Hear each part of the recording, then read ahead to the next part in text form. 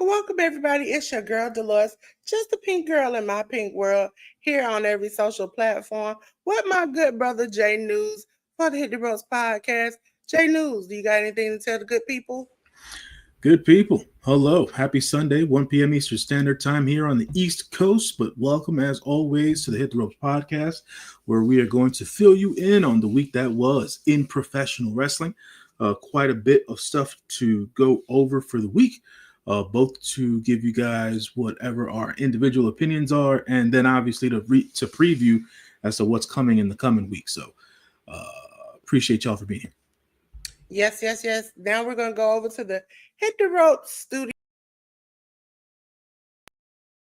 where it's time for, you know what time is it? What time is it, J News? It's time for review. Ladies and gentlemen, we're going to start off with WWE. WWE Monday Night Raw. It was 1679 on Netflix on the 28th. We had AJ Styles and the Kabuki Warriors, which is Asuka and Kairi Sane, defeat the Judgment Day of Dominic Mysterio, Raquel Rodriguez, and Roxanne Perez. We had Sheamus defeat Grayson Waller. We had Io Sky, Nikki Bella, Rhea Ripley, and Stephanie Vaquer defeat Naomi. The Green Regime of Alba Fire, Chelsea Green, and Piper Niven. We have the WWE World Tag Team title match. The Judgment Day, Finn Balor and JD McDonough defeat the LWO of Cruz del Toro and Joaquin Wilde. We had Jey Uso defeat Bronson Reed by DQ. J News, did you see this? And what did you think about this? So the most interesting and diverse match of the night was the opening match of the night, which had the mixed tag match. Cool moments there with how AJ Styles was teaming with Asuka and Kairi Sane. The Judgment Day girls, Raquel Rodriguez and Roxanne Perez, continuing to look like a well-oiled machine. Dominic Mysterio playing up his usual characteristics of looking like a deer in the headlights at times, and just acting more or less like an immature child. But it goes off the way it goes off. Sheamus picking up a random win on Raw. I think they're continuing that storyline with him and Rusev. So we'll see as to how that goes. The ladies match. I believe, was it this match? No, it wasn't this match. Was it the match before that Nikki had that she mentioned on her podcast that knocked her implant? I believe it was this match. Yeah, that's what I said. I thought this was this match where it knocked her implant out of place. Yeah, and I found that to be, strange to happen. And she said that she's gonna during her podcast with her sister, she said that she's going to take care of that at a later date. And I understand, that she just got back. She doesn't want to take any time off and things of that nature. But being that the actual implant moved, you might want to get that checked out to see if anything else happened to that implant and whatnot. So, but you can get scans, just like every woman should get a mammogram. You could see it. Mm-hmm. So if it's just mushed and it's not leaking, she can prolong it. But even with it being mushed, it's like the inside is mushed, and so she'll feel it, and maybe she's taking something for the pain. God bless if you've ever had one of those scans. It's the most worst thing that could ever happen to you. Yeah, it was strange to hear about that and all that. But like you said, it's on her, and at the end of the day, it is her body and all that stuff. But it just sounded weird. I had never heard that happening to anyone, to be I honest. think somebody mentioned that theirs popped one time Yeah, before, Charlotte, but Charlotte, never like, yeah, it didn't yeah, move. Yeah, yeah, yeah. yeah, yeah, yeah. But Strange. also, this is something out in the future going forward. Some of the things that have happened this week, I want to get the backstory now that they're doing the WWE Unreal show. It's like, how did she find out? What steps did she have to go through? What did they say to her? Are they suggesting that she can wait, or is that something she feels like she can wait? Like, these are things that I would want to know behind the scenes, because I did enjoy the Unreal show. For those of us who know what's supposed to go on, it wasn't a real shocker, but it was nice to get to see some of the ladies and the people and get to know them and see what they, how they get to do things. And some of the men too. But it's also kind of weird how they do things at WWE, because I thought that when they had their writers' room, they were all completely in a room together, maybe after a show or something. Not that they were having Zoom calls during the middle of the week to talk to each other. That was a little weird. But if you all want to see it, it's on Netflix. It's Unreal. So I I'm going to say the WWE doesn't build up to pay-per-views well. I mean, with this particular, with SummerSlam specifically, things just, I feel like they didn't fall into place the way they would have wanted.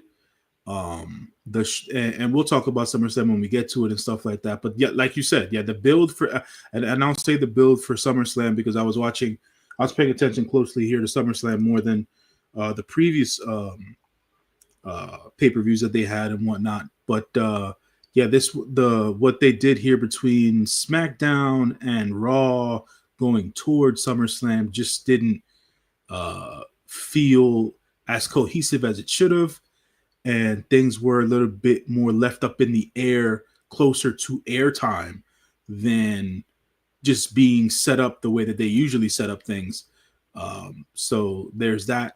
To finish off Raw, Judgment Day defeating the LWO and whatnot. I believe that the match went okay. No one got hurt during the match. I think there was a scare there during one of the spots. And then we had Jey Uso defeat Bronson Reed. I don't know if this was this the case where the match finished in DQ, Dolores, and then Roman Reigns came out to help Jey, but then they still beat up. Yeah, Roman, he got beat out of his shoes, and then Bronson beat him out of his shoes. Yeah, okay. So that was this one. I wanted so bad into so many chats this week explained, especially when Bronson came out with the shoes tied around his neck. I'm gonna try to put it in a nice way. The hood way of if you get stomped out and your shoes taken and they hung up on the telephone pole. But they didn't get that they've never seen or experienced or know about that. So they did not, understand why these shoes were hanging around his neck, why, why we were laughing at he got his shoes jacked. They were like, this doesn't make any sense. And I was like, if I didn't know that, I would too. But that's just like with the Alexa Bliss and Bianca and them doing the scary movie sequence, and like a lot of us understood what they were doing, but the people who didn't was like, seems stupid. This is the kind of thing culturally some people know about that thing. Yes, Jaleel, he got deboed out of his shoes. Yeah, it was yeah, that only went over with a certain part of the demographic. So there's that. So for those of us who are in not necessarily the know, but just have had the understanding of it, it was funny. But for other people, it was like, what was it, like you were saying? What is this about necessarily? And it's like, that seems stupid. And then when he came out with them hanging around his neck, they were like, this is just really stupid. And I was like, yeah, you wouldn't understand. Like, I wanted Bronson to take them shoes off and to like imaginarily throw them up in the air, and then a telephone pole come out, and they just hang there, and just be like, or some vignette where he's like hanging them on a telephone pole. Like that would have made me even lose my stuff even worse. But that probably would have made people mad. Now we're in this green earth thing, so that's not gonna work. But me and J News, you know what time it is. It's time for us to go to the back of the stage. And we're gonna go to the next show, which was NXT 796 on the 29th on the CW. We had Jada Parker defeat Jasmine Nix. We had Tavion Heights defeat Charlie Dempsey. We had Fallon Henley defeat Lash Legend.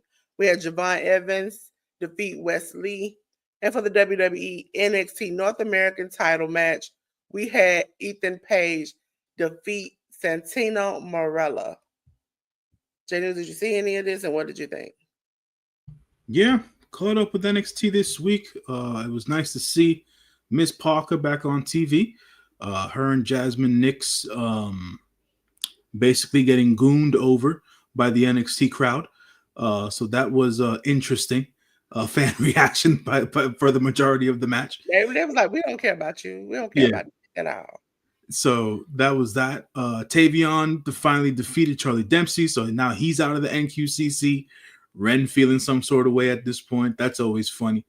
Because Ren's probably of the women wrestlers on the NXT roster, between her and Thea Hale, I find them to be completely hilarious girls. And the way that Ren plays stuff up on the on social media is pretty funny. So the Wednesday after NXT, Ren went on her own little rant there during. Yeah, I can see why at first, because I didn't remember the matches we had went over, but I was like, Charlie lost?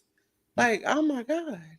Yeah. But so, then when I saw Bloodsport, I was like, oh, okay. So Charlie couldn't get a twofer. He had to stomp out one. Yeah. So Tavion's out. What's the young man's name? I'm forgetting right now. Jesus Christ, what's the kid's name?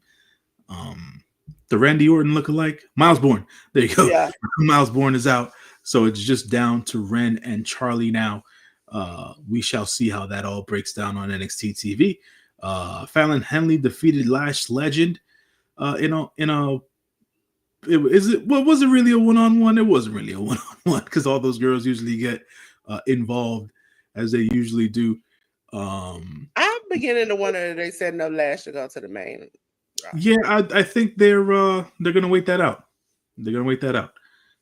We'll see how that all goes. But right now, I think that I could be wrong, but I feel like the WWE has noticed that there is a glut on the roster. There's a lot of people both on main and both in NXT, and folks got to get TV time. They don't necessarily know how to where and how to book certain talents that are now on the quote unquote main roster, and they're just chilling and freaking catering and all that stuff. So to continue to bring people up to the main roster right now, I think is not. But they need to do something, because that whole Blake Monroe, Jordan Grace back and forth they had, I think it was this week, made me sick.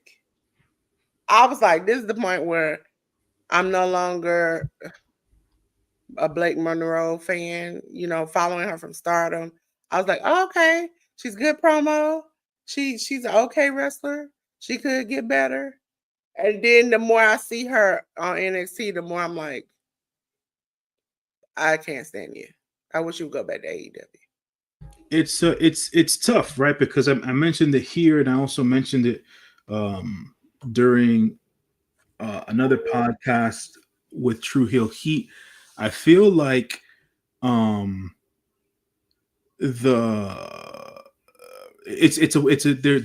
a wait and for me there's a wait and see approach with the whole Blake Monroe thing. She's been there for a month now, so hasn't been that much time.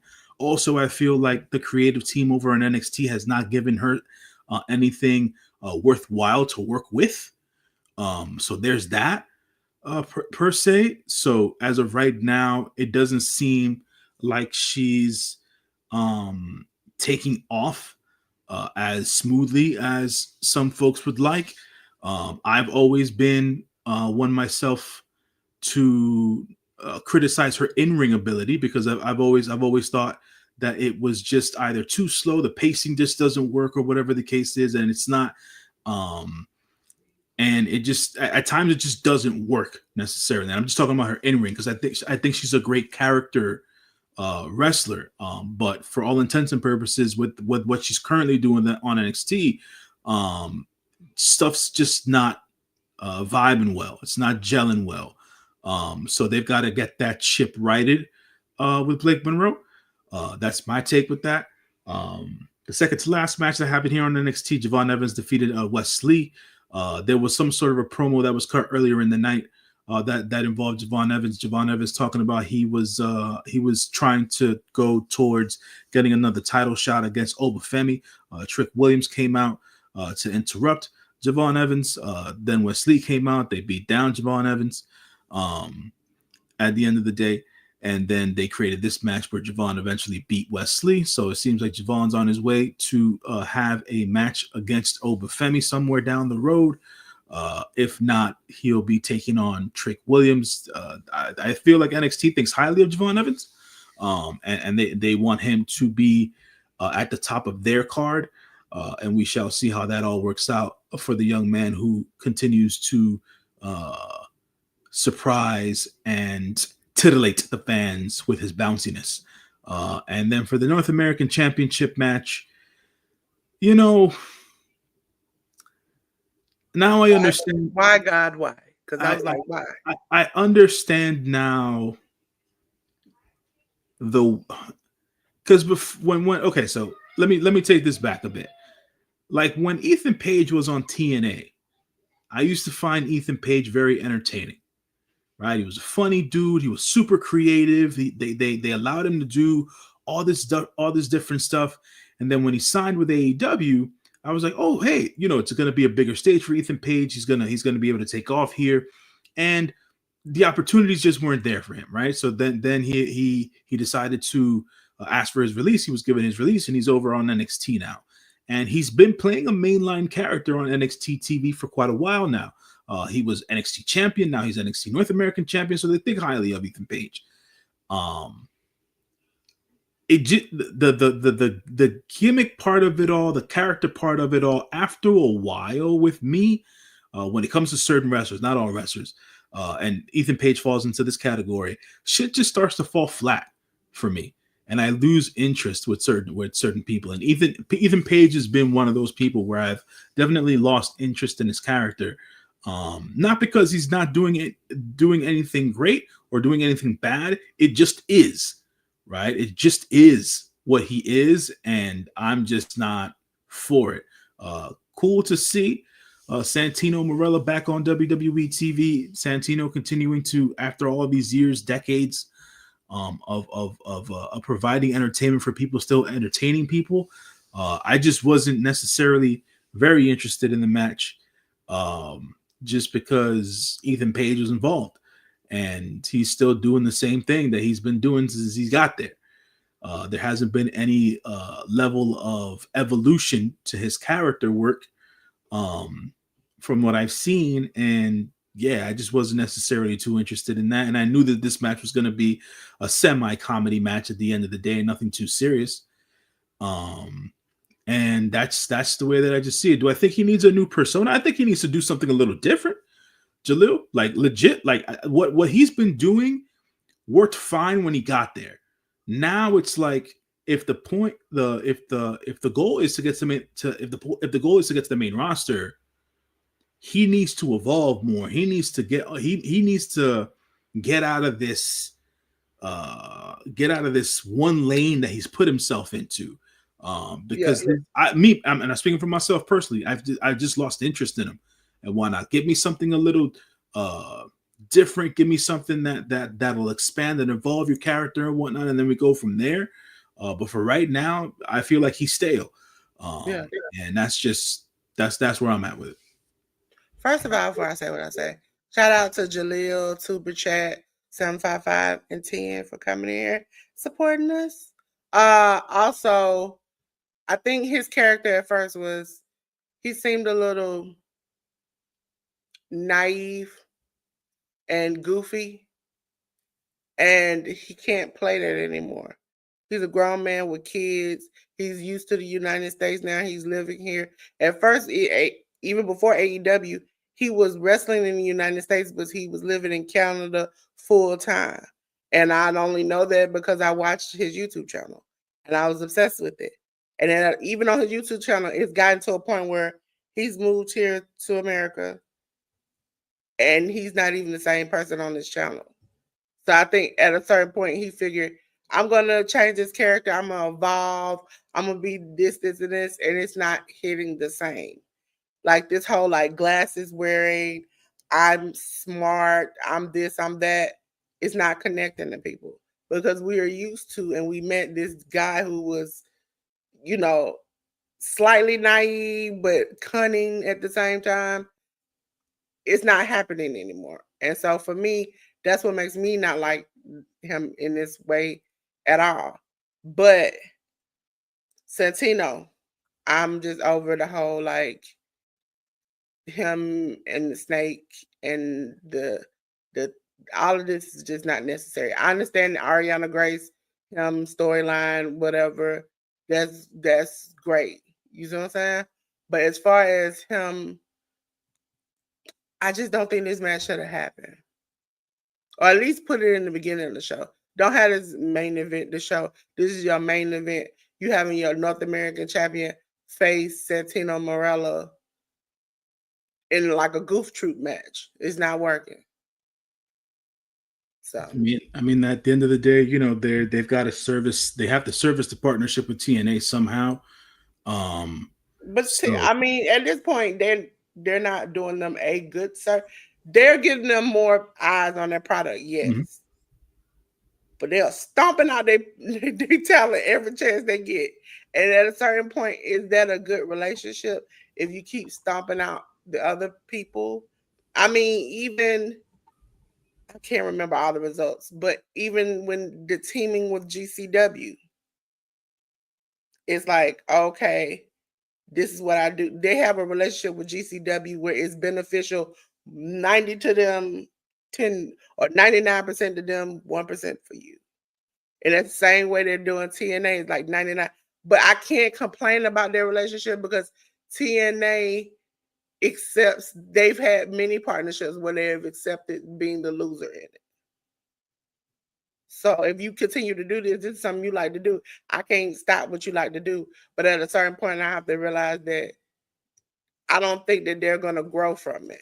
I actually somewhat, when we talk about, SmackDown and stuff, can see where AAA is getting some kind of rub. I appreciate them making sure that Triple Mania is on YouTube because no matter if they see these characters, nobody is going to want to see them and pay for it. If it's my first time seeing it, I want to see it for free. And then maybe a year or two from now, we might do a, Peacock or a paid pay-per-view or something like that. But nobody's going to actually go out their way to pay for something that they don't even know about. So that's what I appreciate about that. For those who were complaining online about, they just put them on YouTube. It doesn't matter. At least they're getting eyes that they normally wouldn't get because some people just don't care about that type of wrestling. Me and Jay News just happen to watch it. Especially when you're watching a show that you might not understand the language, you don't know who they are, you lost. So this is an opportunity to bring new eyes. I appreciate that. So hopefully we'll get Conan and Corey Graves back together. But ladies and gentlemen, me and Jay News, we're going to the what? To the back. Because we're on to the next show, which was SmackDown. SmackDown was on the 1st on USA Network. We had a WWE Women's United States title match where Julia defeated Zelina Vega. For the AAA World Tag Team title match, Los Garza and Angel and Berto. I was gonna say Umberto. Berto defeated Mr. Iguana and Psycho Clown. Damian Priest defeated Alistair Black by DQ, and sorry speller. Tom Tomatonga defeated Jimmy Uso. J News, did you see this? What did you think? I don't think I got to speak about this last week because it was a backstage interview thing there Mm-hmm. that they introduced Kiana James basically as um, Julia's mouthpiece, aka her lawyer. Um, I'm a little confused about that per se, but we'll see as to where it goes. It's just It another felt one of like a those. Grayson Waller kind of thing. You know Um, how like Grayson Waller is now like, I'm doing stuff for the New Day. I'm a part of the New Day, and they keep looking at him like, why are you here?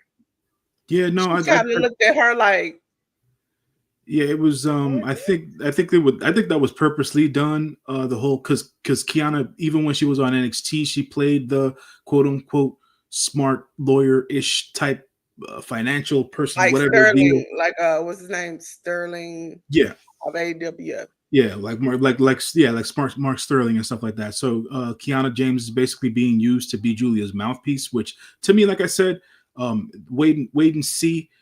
Just because a lot of the international superstars that have come to NXT and are now in the WWE have been trying their best to learn the language, and they take their English classes, and then some even go through like acting school and Yeah, hire dialect coaches and all that stuff or whatever the case is. So to not be given the opportunity to, use those skills that they've been able to garner over the time that they've been here in America, it's a bit difficult for me to be okay with them just shoving a mouthpiece into Julia when Julia's put in the work, not only to move over here from a foreign country, but at least and come over here and learn the language and stuff like that. And they're not giving her the opportunity to do use, like I said, use the skills that she's garnered. She's only been on the main roster for a little bit of time. I think she's had like maybe 2 or 3 backstage encounters, and I feel like she's done fine. It's nothing to run home about, but write home about. But at the end of the day, they haven't been horrible. But to the match point, Julia versus Zelina Vega. I didn't get to see this match. I went online on the socials to see as to what people were talking up about this match. Some people thought the match was terrific. Other people downplayed the match. I saw clips of it. It seemed like the match went well. There yeah, was it went well. It's just yeah, that I think they expected. I don't know why they always want Zelina to have like this 5-star match. I don't know. Like I've never really seen a 5-star match out of Zelina. Like she just she's middle of the road. And Julia is above that road. And so they gave you a good match. It wasn't like we 30-minute banger. No, it's not that. It's just that we can appreciate a match. I think sometimes with WWE we set the bar low. And so when the bar is for EW, the bar is high. It's high. So we expect those things. And when it doesn't happen, we're mad. But when the bar is low and you go above it, some people are like, well, why their bar is not high? We're not expecting that. We watch WWE. We've been through the Divas area and the rest. We just appreciate that we getting a good match. So that's the consistency online is like they're not doing matches as great as well as other companies. But at least we're getting a start. We got a good match. It wasn't trash. I didn't have to see somebody's chest and behind. We didn't have a divas match. There ain't no pillow fight. I didn't have to do all of that. I'll take it. yeah. Some people can't take that. It was interesting to see the feedback about the match. The point I was going to make um, before you had your description of the match and your experience with it. It seems like Zelina had a moment during the match where she might have hurt Julia. I don't necessarily know. I saw the clip of it and I was just like, it was a mistake. It happened. It seemed like Julia was fine after the fact. Like wrestling's not ballet, folks. So just chill. At the end of the day, if I gotta say a word. We then go on to the AAA World Tag Team match. It was Los Garza versus Mr. Iguana and Psycho Clown. It was cool to see Mr. Iguana and Psycho Clown get some Was it exposure. ISIS? Huh? Is it ISIS? Is it ISIS? Who? The iguana that he holds in his mouth. Oh man, why am I? I think is it ISIS? No, that's not that's not the name of it. Laniesca. So that's Lieska. Yeah. So that Mr. Iguana's a comedy wrestler and things of that nature. Psycho Clown is known more for his hardcore, hard hitting style and things of that nature. So them together as a tag team. DCW, Yeah. So them as a tag team here representing AAA. Like I said, good exposure for them. They were they were also shown last night on as being in the crowd at SummerSlam and stuff like that. So good exposure for AAA on that side. The Garzas beating them was more or less, it was elementary at the end of the day. Until they consider any of the talents on AAA to be on the level of any of their talents in the WWE. We will see the WWE talents go over the AAA talents at the end of the day. I think there was news during the week, news, rumor, conjecture during the week that the WWE is planning to have Dominic Mysterio go to AAA and eventually win their mega championship. We shall see if that becomes a thing. He has, if you saw the last show they had down there, he was there, and from the moment he stepped through the back, he had heat. They were booing him uncontrollably. Like it was like, how we at least let him get down in the ring, then we start booing them. They were like, from the moment we see you, we hate you. Yeah. Boo. And they just start going at him. And then they realized, oh, he got major heat down here. And so now let's bring him down here. Now he is definitely going to be there. If you look at the poster, he is on there, and El Grande Americana is on there. Yeah. I don't know, because as we saw, Friday 2 of them showed up. So I don't know who gonna come up, but that they're gonna be on. I'm waiting to see it, because he's gonna be hated. He's gonna be hated real bad. They're gonna be at Triple Mania. I think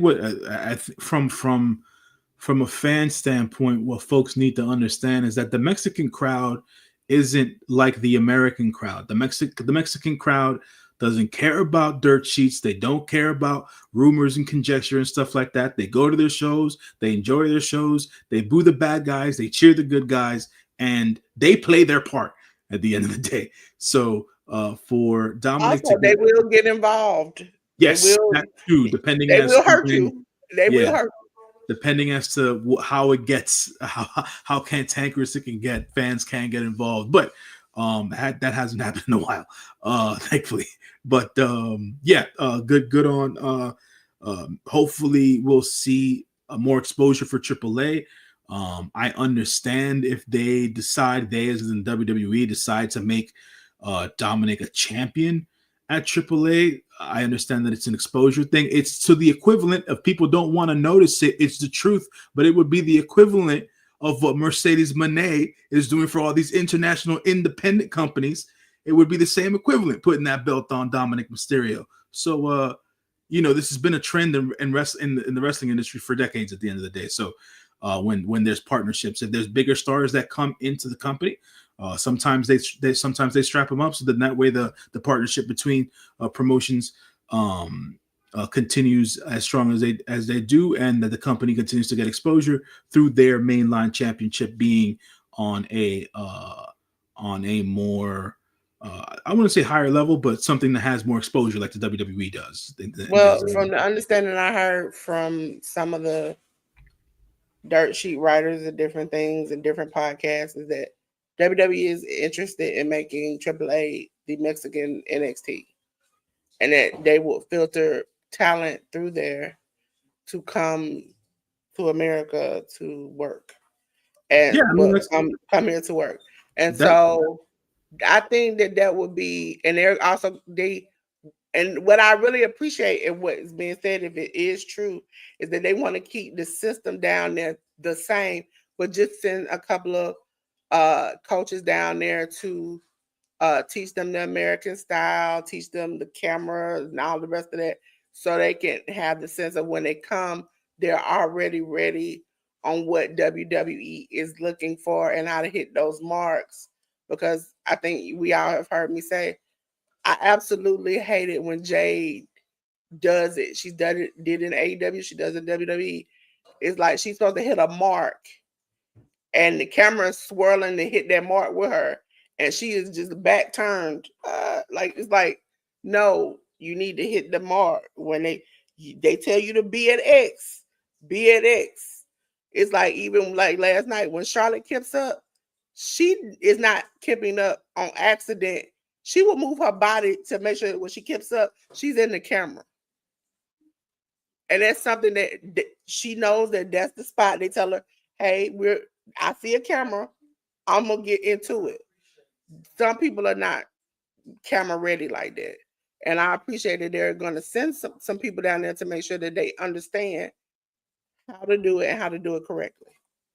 Yeah, I mean it's just a different style and things of that nature, and having to get used to the WWE style and where the WWE cameras are placed and all that jazz. So, but I've always believed ever since they acquired AAA that was going to be the goal, for them to basically make AAA their the Mexican version of NXT at the end of the day. And like you were saying before, Dolores, earlier on, with them having Triple Mania being aired on WWE's YouTube, it's a big deal because from an exposure standpoint, yet again, people don't necessarily realize, but WWE is the most subscribed to channel on YouTube, period. And they have over 70 million people who subscribe to their YouTube channel. If you get even 1% of that, it's 700,000 people, which was the amount of people who were watching the Worlds Collide event that happened with AAA last time. If you can get that many amount of people just to watch on YouTube on a monthly basis, let alone a weekly basis, that's great exposure for that brand. And it helps, to be honest, it helps content creators. For me, a lot of my audience is not going to look in because they're not avid wrestling fans. They're not going to pay for Peacock if they don't have it. They're not going to, if you AEW, pay for a pay-per-view or pay for Trilla TV or pay for anything like that if that's not an everyday thing they watch. But if they want to watch along with me and want to have a good time and have a party, which we will be doing a watch along for Triple Mania, they can watch along. Like with Worlds Collide, I had somebody who was like, what are you watching? Where are you watching it? I was like, I'm watching it on YouTube. They're like, oh, well, let me go and watch. And that was the first time that they had seen some of the characters and different things, and they enjoyed it. So that helps. I think my thing about it is, if you can help people, I'm not saying me because I'm not a big content creator, but if you can help people kind of promote your stuff for you and kind of get you out in the ethos and go on your channel and different things, then that will bring new eyes, not just new wrestling fans, new eyes, new everything to things like that. Because I like watching AAA, as I say, the True Hill Heat's comment section. They said they phasing out some of the legendary people that come, and some of them matches with them legends, I'd be like, this is just a Benny Hill show and I needed to stop. But if we're gonna, spice things up and bring new eyes, I'm willing. And listen, I will talk about that later. But we'll be here on the 16th. Well, I'll be here. J News will be working. Ladies and gentlemen, it's time for me and J News to go to the back. And we're going to go on to yesterday's watch along for night 1 of SummerSlam. Ladies and gentlemen, you were here with me at 6 p.m. Eastern Standard Time. If you haven't, go back and watch. It's a good thing. We'll be on tonight. We'll talk about it in a minute. But WWE SummerSlam was yesterday on Peacock. Jey Uso and Roman Reigns defeated Braun Breaker and Bronson Reed for the WWE Women's Tag Team title match. We had Alexa Bliss and Charlotte Flair defeat the Judgment Day. We had for the WWE Women's Title match, Tiffany Stratton defeat Jade Cargill. Drew McIntyre and Logan Paul defeated Jelly Roll and Randy Orton for the WWE Heavyweight Title match. I know you all are like, Dolores, let me go back. Dolores, I see two of these. And let me explain why. We initially had the match of CM Punk versus Gunther. That lasted 30 minutes. Whereas you saw the champion at the time, Gunther, lost his title to CM Punk. As we talked about before, the Money in the Bank briefcase was acquired by Seth Rollins. He had a contract year to cash that in. He was supposedly injured at Saturday night's main event, which we all were there for and we did the watch along for. But Seth wasn't injured.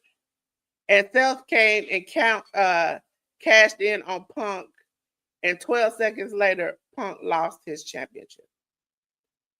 J News, I know you saw this. What did you think?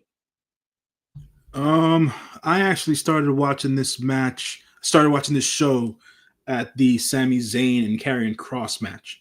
I didn't watch the first two matches. I started watching during the third match. So I watched that match. I watched the second ladies match. I watched the celebrity wrestling match. I watched the main event, and I watched the cash in. So the show isn't in its entirety was fine. It was okay. It wasn't anything to write home about yet again, to use a lesser term. I don't think any of it was bad per se. But what I will say about the matches that I watched were the following: the Sami Zayn versus Karrion Kross match. Be it that Karrion Kross lost his match, we're gonna have to wait and see for tomorrow on Raw if they're gonna pay off the stipulation. Being that Karrion Kross lost, I forget what Karrion Kross agreed to with Sami Zayn on his end if he would lose the match, and then we'll go from there. Shouts to WWE, I guess, for promoting Karrion Kross's book during the event. So that was cool of them. There hasn't been any news to come about within the last couple of weeks about Karrion Kross renewing his contract with the WWE. I'm not sure if they've come to any sort of an agreement there or not. I wonder if that's gonna be like a storyline thing where he just walks around like he's like trying to win to like show them that he can do it, and he ends up like winning a big match and we'll see. Signing the contract. The rumor had it, or the one of the many wrestling websites, dirt sheets and stuff like that put out there that Karrion Kross's contract actually expires on Tuesday. So we'll see if that is actually true, if that holds up, or well, we've been through that with Drew McIntyre. And it's like, oh, Drew, and then Drew comes out, and then next thing you know, they show a video of him signing his contract from like weeks ago with at the table, and that's when they gave him a new Angela. Is that Angela the sword name? I forget. Yeah. Yeah, and a new sword. And so, and then come to find out he had been signed for weeks. It's just that he had been pretending. Just like we went through this whole thing where I understand initially he was stuck in Scotland. Okay, great. But we went days and videos where we pretended like he wasn't going to be able to make the match. He wasn't coming back. He was stuck forever. And then come to find out Logan Paul. Yeah, I didn't. If I'm being honest with y'all, I didn't believe that for a moment. Not for a minute. Especially when the Miz got involved. I'm like, who would want you to do? No offense, the Miz, but who would choose you as a partner? And I really, first of all, I was excited. I had my two favorite people I like. I love Jelly Roll and I love Cardi B. I got to see both of them at the same time. I love Jelly Roll. And I will repeat this to the day I die. He's a genuine hearted person. He cares about people. He's been through hell and has gotten better. And the story that they talked about before the show was Jelly Rolls since the 5th grade has never been below 300 pounds. In the 5th grade, he was 300 and something pounds. He had never been below 300 pounds. He wanted to get to SummerSlam and be. It don't matter if it was just a half a pound under 300.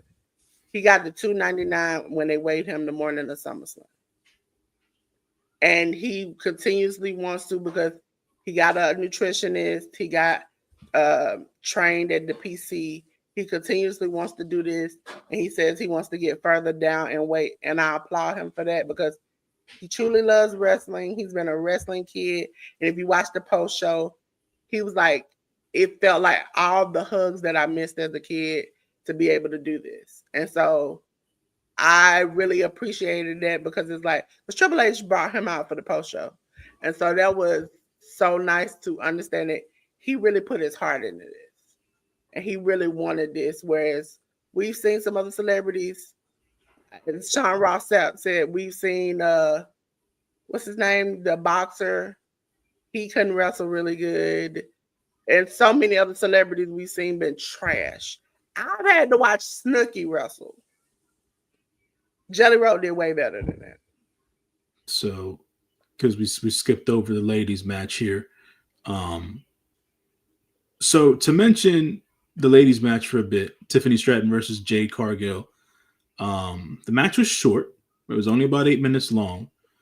I thought that the match was fine for what it was. And yet again, if you guys have been with us from the start and things of that nature, you guys know that Jade Cargill is not my favorite wrestler at the end of the day.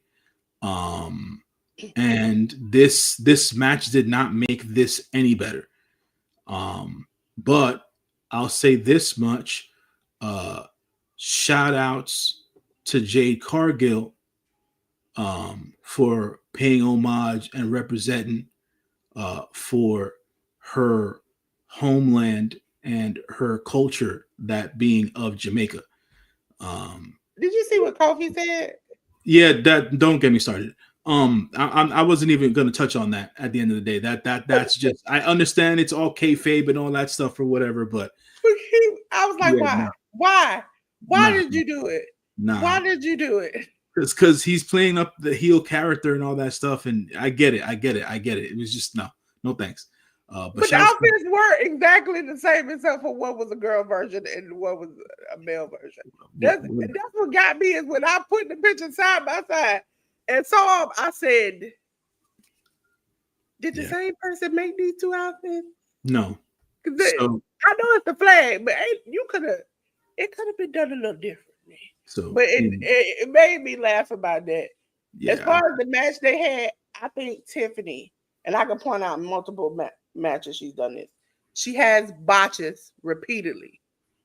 And I cannot stand it that nobody says anything. Jay slipped off a wet top rope that somebody else slipped off of. Y'all ringed her a new one. But I have repeatedly seen Tiffany botch after botch after botch, and every match she had this big time, and nobody says anything. The timing stuff. I was talking to one of my friends yesterday about this when it came to this match specifically. It just bothers me when a lot of the time we know as fans, as observers of the WWE, it's like, yo, these girls spend a lot of time in the PC. They spend a lot of time working on their wrestling skills. And then when it comes time to be on TV, either they get too nervous, they forget certain things. I don't know. But the timing is off. Their footwork is off. Don't get me started on Jade and her lack of ability to sell. Tiffy sometimes the Jade off the top rope could have been a lot better. That was shaky. It's like Tiffany wouldn't reach her arm back further. Jade is trying to grab her up under the arm, and she's just like, and then when it was time to fall, she literally moves her arms and just face forward like this. And I'm like, you are messing it up for her. Like all you had to do was put your arms back and let her hold you and just fall. Yeah, You were petrified on the top yeah. rope and you messed it up.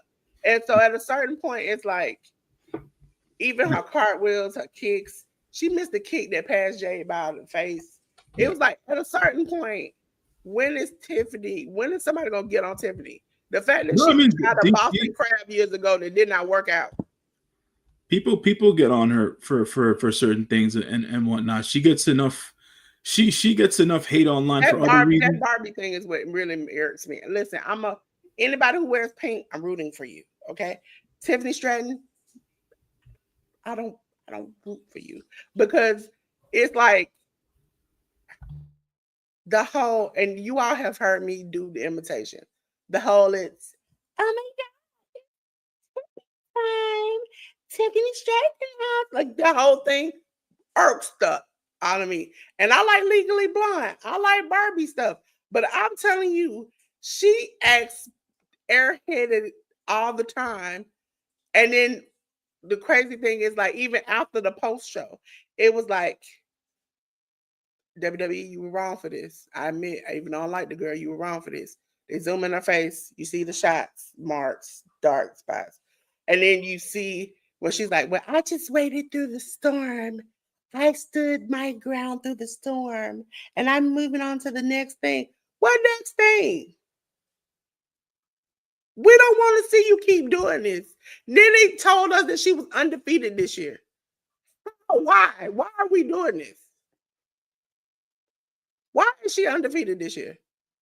No, Women tell it out there. Why is she undefeated this year? they've made the decision. The company made the decision to make her champion. And after her cash in, she's been on her winning streak and things of that nature. But not everything that she's been doing on TV has been going over well with the fans. That being of Tiffany Stratton and things of that nature. This match, like I said, it didn't help. Both of the ladies had their opportunities to do some cool stuff. They did some cool stuff, and then other stuff didn't land. Like I said, the pacing of the match. There comes a point in time where someone's got to get in there with Tiffany and tell her, hey, slow the hell down. Like, there's just the WWE style isn't for the velocity and the speed that she works at sometimes. I think she forgets who she's in there with at times, especially this being a match with Jade. And then now, Jade, you know you're a little rough too, boo. Yeah. But the thing about we learned that you a little rough. I mean, because she kicked her that first kick. She kicked her so hard, homegirl slid, and I looked and I was like, all I can remember when she kicked her, and I can hear like that, like loud, like smack when she kicked her, and she just lifted up and slid. Was when it wasn't Thunder Rosa. It was, I forgot the girl that used to have the little red outfit on.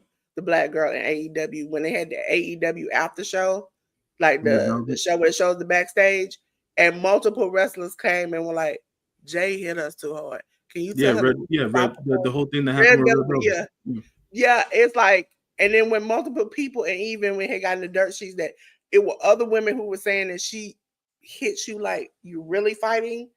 That made me remind me of that because she hit that girl with two good kicks. And after the second one, she kind of stumbled and it looked like she was lost for a minute. And that's why I gave her grace because I was like, maybe she's a little loop-de-looped. And even commentary mentioned it. But then when they got back around and it seemed like she was back on to her regular pace, Tiffany, she still was doing too much. And I was like, okay, we got to do the thing. And it felt like over the week, they hyped us up. That's why a lot of people were mad online. They hyped us up that Jay was going to win to crush us. Because I think out of all the interviews, all the things I've seen all week long, we already know Bianca, she's always going to hit it out of the park. Jay did really good in media. And Jacob did really good. Solo was even down to earth in some of these interviews he had at SummerSlam. So you would think that she would have won because they put her out. They put her out on big media and they had her like, like she was just going to win. And she wasn't And when she didn't win, it hurt me because I'm like, I'm sick. First, I'm sick of Tiffany. I don't like her. And then B, why did you invest so much in her to not give it to her? And some people are like, well, she's not skilled enough. I like, but you gave Tiffany the belt when she wasn't as skilled either, and you had faith in her, and she's not as marketable as Jade is. That's debatable. At the end of the day, the marketability point of it. But yet again, the match happened. It went down the way that it went down. It wasn't perceived as bad as Tiffany Stratton's match with Charlotte was at WrestleMania. Oh, that was But hard. but at the end of the day, it was just still one of those things where like if you're really into the wrestling part of it or whatever, you notice um the part of it where the saying has always been, it's not ballet, it's professional wrestling. Right, you're right, folks. Former pro wrestlers, historians, it's not ballet. But at the end of the day, you do notice when timing is off, when chemistry isn't there. Like I said, don't get me started on the selling portion of it, because both of these girls lack in that particular department. Yeah. And it's one of those things where it's like, maybe you guys should have saved this match for another time at the end of the day. So we'll go with that. Just to speak about the rest of the event, the celebrity match here where Drew McIntyre was tagging with Logan Paul versus Jelly Roll and Randy Orton. I'll say this, I'm not disparaging Jelly Roll in any way. As a matter of fact, I've been a fan of Jelly Roll for years. I got put on to his music via another artist that I listened to from Alabama. And Jelly's always been an inspirational figure to me, especially after what he's been able to do to turn his life around and things of that nature. And I wanted to bring up the fact that I felt like Jelly Roll in this match was telling the story he needed to tell, and he did that very well. The physical, athletic wrestling part of it, maybe not so great, but the storytelling aspect of it all, I think Jelly Roll did very well with that. So props to him there. We all know Logan Paul is a freak athlete. At the end of the day, he's a And he freak also is an a-hole. athlete. But as a human being, it's hard for people to gravitate towards you in the sense of like, oh, I'm gonna give him credit for doing this or that because you're such a hated individual. And The man cheers his own prime bottles before he jumped on somebody. At yeah, that point, and he also put the Bluetooth glasses on to catch yeah, it as he jumped off the top. it's becoming a bit much of him doing the gimmick spots in the match, either it be with the Prime, the what was it at WrestleMania? He was flying a drone at one point. Like, it's becoming a bit much with that. I agree with something that I read on the internet yesterday. In regards to Drew McIntyre, like, they didn't have anything better for Drew to do during this event. Like, this I is mean, he not. really didn't have any. He didn't. I would say after seeing the post up, Triple H had enough faith and he had put enough team behind Jelly Roll to feel like he could do the spots that he could. And plus, Jelly Roll got them in the predicament. What was it, Kimmel, that they had to Yeah. where they could get themselves in spotlights and places and spaces. Just like people, I heard somebody and I had argued them down about why would Cardi B come out there? Why would they have her? She's a lifelong wrestling fan. She had an album coming out, which for those who did like, well, she just lip synced to the ring. She had put codes out for people to pre-order her album on every single car in the parking lot. So she's promoting herself. She's out there. Now, I don't know if she's going to get involved in night two. If you watched her Instagram, she said, dumb bees are big, and I shouldn't have been running my mouth on the internet. I'm second guessing, and they won't let me bring a weapon in the building, so I might have to bring some friends because I don't know what they're gonna do. Because she's beefing with Naomi. Yeah, So that's a thing. that's the thing about it is they bank on the celebrity part of it. But I get it. also Jelly Roll, I can admit, and I hate to admit it sometimes, I thought that this was gonna suck on his part. No, he He did did great. way better than I Yeah, even thought he could. he did great, man. Yeah, I thought the part of it that seemed very, you know, very very telling, right, was when he was setting himself up to take those bumps and whatnot. Like he would literally hit his, you would see him go to the spot he needed to go to, yeah. brace himself for whatever Yeah, was going on. he would clench his arm because even after the post show when he saw the first, like that was the first time he had saw any part of the match is when Logan was jumping on him and he just kind of clicks it. He's like, I look kind of awkward. He braced And himself. He braced himself too early, and it was just. And I get it. Obviously, you know, Jelly's not a professional and things of that nature. He's just learning all this stuff or whatever. But the setup of it all, I was like, damn, Jell, like you could, you know, you can't be foretelling but he did still getting injured. that He did still getting injured very well because yeah, exactly. like Yeah, the if you storytelling all don't aspect of it, know, he I'm did well. obsessed. I'm humanly obsessed with Jelly Roll and his wife. I love them to death. And Bunny was standing there mortified. Yeah. He pretends as he comes by. She says, "Are you okay?" He looks her in the face and like, I'm not gonna make it. I can't finish. He starts to cry in front of her. And I'm like, if you know them two, they don't believe the line to each other. And they was just, it's I'm like, he's really hurt. Like he is truly hurt.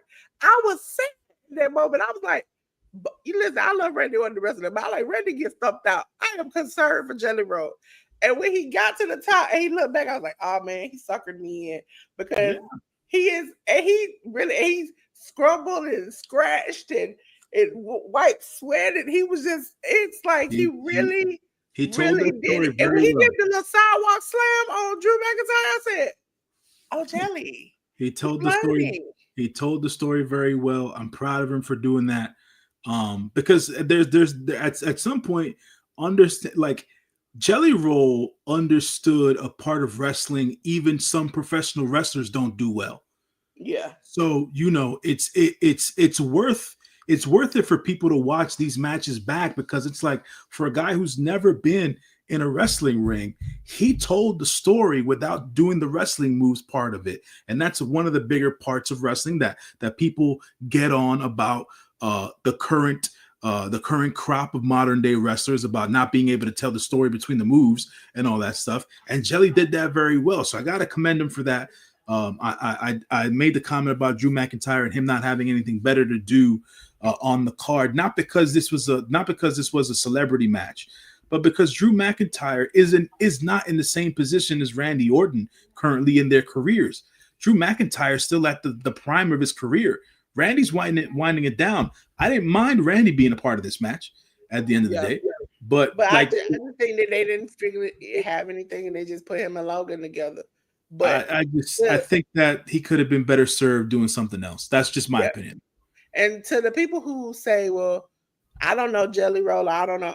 First of all, he's a major celebrity. Second of all, watch the post show when he steps out with Triple H and there are grown men and children crying because you could see he's still injured, but they were crying. And to hear that he broke his pinky finger in the first, like getting in the ring, first like try out, kind of go around in the ring, break his pinky finger and continue to still go and to continue. And Triple H, the requirement was you're going to have to lose weight. We're not going to just let you get in the ring at this weight. And for him to lose the weight, to go past what Triple H had asked him to do, to practice and do everything, I don't think people should crap on him about how he looked or whatever. He did a great job for what he did. And compared to some of the other things we've seen, celebrity wrestlers, I would say, I'm not going to put him on Bad Bunny level, but he did great. And he also set us up for the next match because we were like kind of happy, sad. We had been through some emotions in the match before. And then we really went through some match emotions. I know I did for the next match. Yeah, it was interesting to say the least because I think this was the first time CM Punk went one on one with Walter, and they did the basic tried and true professional wrestling thing for the first couple of minutes. They felt it out. I thought it was kind of rough and stuff like that. I wasn't really into it, and then they started to tell the story within the ring. In the ring, the entire match happened in the ring. Yeah. There was Except for no that one spot on the yeah outside when Gunther but supposedly got scared of his own blood, which right. doesn't. I think Gunther sold that, but if you look at the behind the scenes when Seth is at the top of the ramp, both referees are taking care of Gunther. Gunther he is like clutching at his nose, blood is running out. I initially thought his head was gashed, but it looked like he was just smearing blood and confusion, and his nose was broke. And they were helping him. That's why when you see Jessica stand up and Seth is coming towards her, Seth literally is about to pass her, and he snatches her to turn her around to come to do the cash in because she was taking care of Gunther. Both referees were down. It looked like he was legitimately hurt. No, he And is. So the bit of news that came out before during the week is that legitimately Gunther has something wrong with his nose. So he's got to take some time. He's got to take some downtime in order to get that fixed and whatnot. I didn't necessarily think they were going to play into that during the match, but they did somewhat. Because the blood didn't come from his nose. It actually, for whatever reason, I think this is the first time in many, many years they've allowed somebody to get busted open the way that he did. Because that's what initially when I saw him come off on, I was like, oh, he bladed himself really bad. Yeah. So when you look at the fan footage of him on the ground, mm-hmm. he is still bleeding from the nose. And then his head is not even bleeding, and you don't even see a mark because he's wiped his face right here. He wiped his face. It's just bleeding from here, and he's holding his like that. And every once in a while when he moves it, you can still see blood coming. But they were concerned for him, so that's why the refs were talking on the mics, and Jessica was there. I don't know if Jessica, they didn't really tell them and they weren't in the loop, but Seth literally like snatched her around to turn around and come down. And she looks back and Paul was like, go. And then she ran in the ring. I don't think she had a clue what was supposed to be happening either. She just saw an injured wrestler. Her and the other man were attending to him. They were tucked right as Seth come down the aisle. And Seth was like, I need a referee. And she was kind of standing up, and he just like grabbed her and turned her around. And I was like, dog, you grabbed her mighty aggressively. And then because she was like, what the? And then that's when Paul was like, yeah, go. And then she proceeded to go and get in the ring. Yeah. But the match itself it ended up being a really, really good match between CM Punk and Walter at the end of the day. And it was a classic pro wrestling match. It was, if you want to call it David versus Goliath, if you want to call it the wily veteran versus the younger wrestler, not necessarily the youngest or rookie wrestler, because Walter's been doing this shit forever at this point. And that was a tremendous match, a tremendous story they told. Props to those two gentlemen there, even though I'm not the biggest CM Punk fan. Hey, this delivered at the end of the day, so I can't take anything away from it. I thought it was the best match of the night by far. And Walter continuously gives you these kinds of efforts. And props to both of those guys. The storytelling aspect of it, though, post-match, especially when Seth Rollins came to cash in, a lot of people online, a lot of people via dirt sheets, they assumed this to be the case. A lot of people already had thought that Seth Rollins was lying about his injury, and people were right.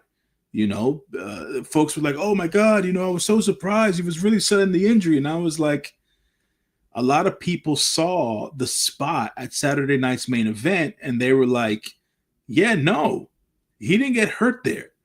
What happened is that the furthest I can remember, was it Wade from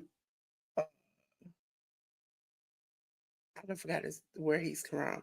He mentioned after Saturday Night's Main Event, I heard that they've been setting this up for weeks, that he's supposed to get injured on Saturday Night Main Event. And then we're gonna be like, well, is he not? Is he not? And so when he went down initially, because if most people don't know, Seth had a freak knee injury like that before. Yeah, a couple years ago. Yeah. Yeah, and so I initially, that's where my mind went. It was like, oh man, he done messed up his knee again. Jesus. Not thinking that they had preset this up. Because now that we know, you can pre-think about it. He gets injured. Surprisingly, and they mentioned it on commentary, surprisingly, the next night on Monday, they are where the doctor is, and was it Birmingham, Alabama? They are there. Yeah. And he's supposed to get seen. Then he does the interview with Rich Eisen where he's on crutches. He's being vague. The only person who did not lie in this whole situation was Paul Heyman, who said that he had a year to cash in. Just wait. He never would say he was injured. He never would say something was wrong. He never would say any of that. He just was like, we'll see. Right, because if people have ever heard Paul Heyman talk candidly, Paul Heyman doesn't believe or doesn't feel or treat fans the same way that Vince McMahon does. Vince McMahon thinks that fans are stupid. Paul Heyman has always said since his ECW days that that's a disservice to the fan base. Yeah. People aren't that dumb. People are more in tune than you think. And I was like, tell the story. No problem. Tell the story. But don't treat them like they're dumb. Like, people have eyes. They know they know when shit is real or when things are not real. Some people don't, because I don't know, all week I've heard about, I can never believe that Seth and CM Punk don't like each other now that I've seen them be friendly with each other. No, I mean, at the end of the day, it's professional. You got to work with coworkers that you don't like every day. Yeah. You don't think people... It's professional wrestling for a reason. The professional part is how you treat one another while you have to go to work with someone else, right? You're not going to put someone else's life at risk. You're not going to hurt them purposefully and things of that nature. That's the professionalism part about professional wrestling. You go out there, you do the bit, you you work out your spots and stuff like that. Understand what the finish is supposed to be, and then go from there, right? In this instance, when Seth, especially when he was at the top of the ramp, when Seth turned around, and I was like, Paul didn't move. That's when I was like, he about to cash in. Yeah, Paul never moved. Yeah, Punk never moved, and it's like, why is he still there? Oh, he's celebrating. Nah, man. Nah. He knows. He's done it to other people. He knows what's about to happen. Because you know his immediate reaction is when they cut, most people forgot, when they cut back to the ring, Punk is holding the title, and he is looking around for the rest of the people to come in to jump him. But when Seth comes in the ring, he misses hitting Seth in the head with the title. The title shoots past Seth, and that's when Seth hits him with the briefcase. It was over, buddy. And once he started beating him with the briefcase, I was like, it's over.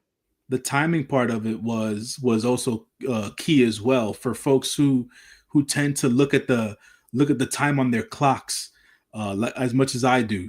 And I noticed that the match was over at 9:17 p.m. And I was like, oh, we got time. I was like, that's what I kept saying. I was like, something's about to happen. I was like, we got time. But you know what? It happened quicker than most people think. Yeah. Because when you think about it, at first, Punk is in shock that he's won the title. The referee is holding the title for a minute.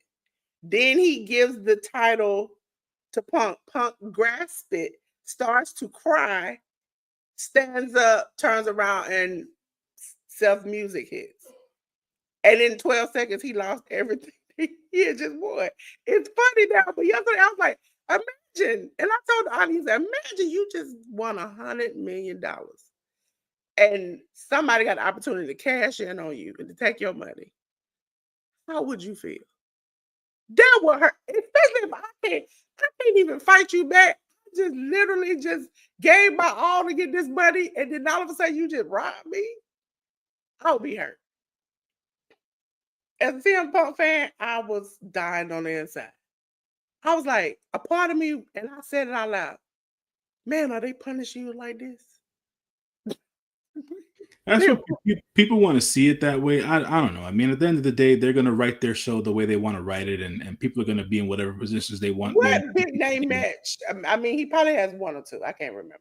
What big name match since he been at WWE has he won? Other than he won Seth the first 2 times.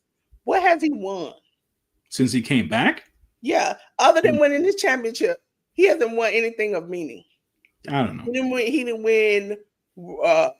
He didn't win the Rumble. He didn't. Oh, he did. No, he didn't. He got pushed out.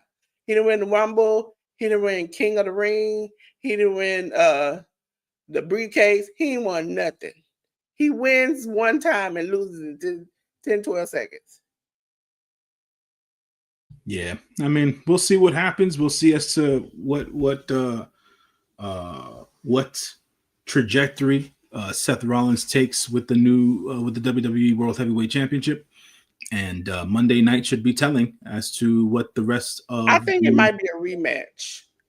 Maybe at the next pay-per-view or whatever, Clash of Paris or whatever, because Triple H was like, Seth did what he had to do, but I don't appreciate that he lied to me about his medical records. And nobody that's not lied to you, man. The kayfabe in him was like, he lied about me about his medical records. So we'll see Monday what he has to say, and then we'll go from there. And I was like, ain't nobody lied to him. He's the one who came up with the idea. Ain't nobody lied to him. you know, Triple H watched that thin line on. First of all, the fact that they didn't do a press conference and they did the post show outside with Big E and them. So to talk about that, Delores, and I'll let you take the reins with it. It was interesting to see different like online wrestling personalities talk about the cancellation of the post show news conference and whatnot. I don't know why, and I still don't know why, because they complain on they shows and they after shows. And SRS and everybody else complains that they hate going to the press conference after the show, and that Triple H don't keep it real, and the characters stay in character, and they hate it. And so, why are you mad? Yeah, you didn't want to do it. You didn't want to do it. Why are you mad? Yeah, and it's like y'all have gotten content through the week talking to these wrestlers. So why are we even getting upset about that? And then now there was an exchange that I don't know because I haven't went back and even tried to listen to with Seth and Big E, where Peter Rosenberg and Big E went from ha ha ha to like, what the hell? And I think he mentioned something. All I can remember Seth saying was something like, "Oh, I came back from injury," and he was right in front of Big E's face, and Big E and Peter looked like the heck. I can understand the optics of it, right? Like what you're just saying. I didn't see that, but from your explanation, I understand the optics of it, how that looked, how that might have looked, how that might have been perceived, especially when it comes to Big E. Is that? I think he said it out of a jest, because when he turned around, he looked like he was like, "Oh, wait a minute," and Braun Breaker and Bronson went over there and gave him, props afterwards or whatever to Big E, fist bump, and they laughed and joked and stuff. But Big E looked like he did not like that. Yeah. So his face told and Peter Rosenberg looked at Seth and he was just looking like, are you trying to start something? Like, what's going on here? And they both, and Seth turned around and he kind of like joked on the way out. He was like, "Oh, yeah, I thought I was down." And he kept doing his little thing on out the door. But I think if he had did it to Peter, because Peter went to dinner with him and told on pre-show that Seth was injured and wasn't coming, to do that. He was just coming to do signings and stuff. That would have been the person you should have done it in their face. But when you did it in Big E's face, it looks bad. Right. And this is and for for factoid purposes, right? This is if because like I said, I didn't watch that part. This would be the second time that Big E is being used as a as the MacGuffin in a sense, or whatever the case here, to be Third time. okay, maybe the Because you remember Ridge Holland? Oh, well, he was. I injured somebody. He was going around doing that plot line after he injured Big E. Then we had the New Day. Right. Now we got Seth. Yeah. So, could it be? Well, my initial thought process there when you were describing everything was, could this be foreshadowing? Who knows? We'll see as to how it all unfolds, if it even does unfold. I think he might have was just supposed to, laugh in Peter's face because Peter had championed that he was injured, and as he started to say, he just turns around and he's in Big E's face. Yeah. But I think Big E was just like, that's a touchy subject for him. Yeah, absolutely, and it's been perceived that way. So but like I said, like I implied, could this be foreshadowing? Who knows? At the end of the day, if it's not, then maybe it's the whole thing. Well, he was doing it in character, and I was like, well, Peter was there, to your point, Dolores, right? So it's like you didn't have to necessarily direct it towards E. You could have directed it at Peter and had it be about the dinner that he just had with you, and how it was all a ruse, and you played him about the injury and all that stuff. You know what I'm saying? So it's like, it depends. It just, they don't do shit for the sake of. Yeah, I think in this case, and especially when it comes to Seth, because Seth's very focused when it comes to his stories and things of that nature. So we'll see. But tomorrow night's gonna be telling about where Seth is going to go. In the after show, Triple H, when they were saying, "Oh, this night went well, we're doing SummerSlam tomorrow," and Triple H was like, "Well, if you thought tonight was surprisingly and great, we'll wait till tomorrow. There's a lot of stuff going on." So I'm like, I don't know. They've been talking about Brock coming back. I'm like, this is too much at this point. But, ladies and gentlemen, me and Jay News, we're going to the back. Because you know what we got to do? We got to go to AEW, ladies and gentlemen. Which these next shows have little matches and a lot of promos. AEW Dynamite was on the 30th on TBS, HBO Max simultaneously. We had the AEW World Tag Team Title Eliminator Tournament quarterfinal match. I'm getting tired of saying these long sentences. The Young Bucks, Matt and Nick Jackson, defeated the Outrunners of Truth Magnum and Torboy Floyd. We had the AEW title everyone banned from ringside match. Adam Page and Jon Moxley. Adam Page defeated Jon Moxley. We had Athena and Billy Starks defeat Alex Windsor and Tony Storm. We had Mark Briscoe defeat Ricochet, which with J News, when we get to a later match, I want to say I don't like Ricochet. I mean, okay. Because he jumped into a match. I know what happened. What happened. Yeah. So general consensus standpoint, I thought that this was another solid episode of Dynamite for AEW here. All the matches went very well.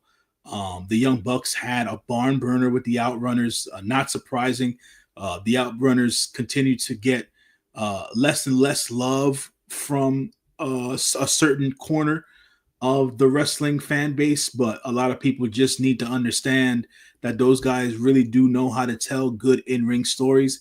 And Matt and Nick Jackson are man, like, to see them still be going at the level that they're going at right now is tremendous. So shouts to them there.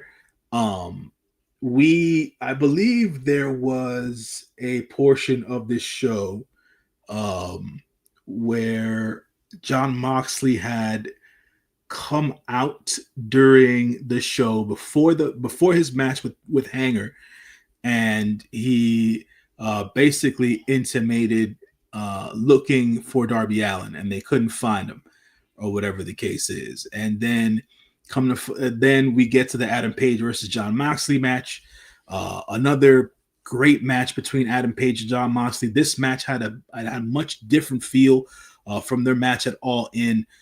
These two guys have great chemistry. They put on another terrific match on free TV for people to watch, and Adam Page was able to retain his championship. At one point, Marina Shafir tried to come down to the ring and interfere, but that was blocked and thwarted by authorities and officials, and it didn't work out at the end of the day.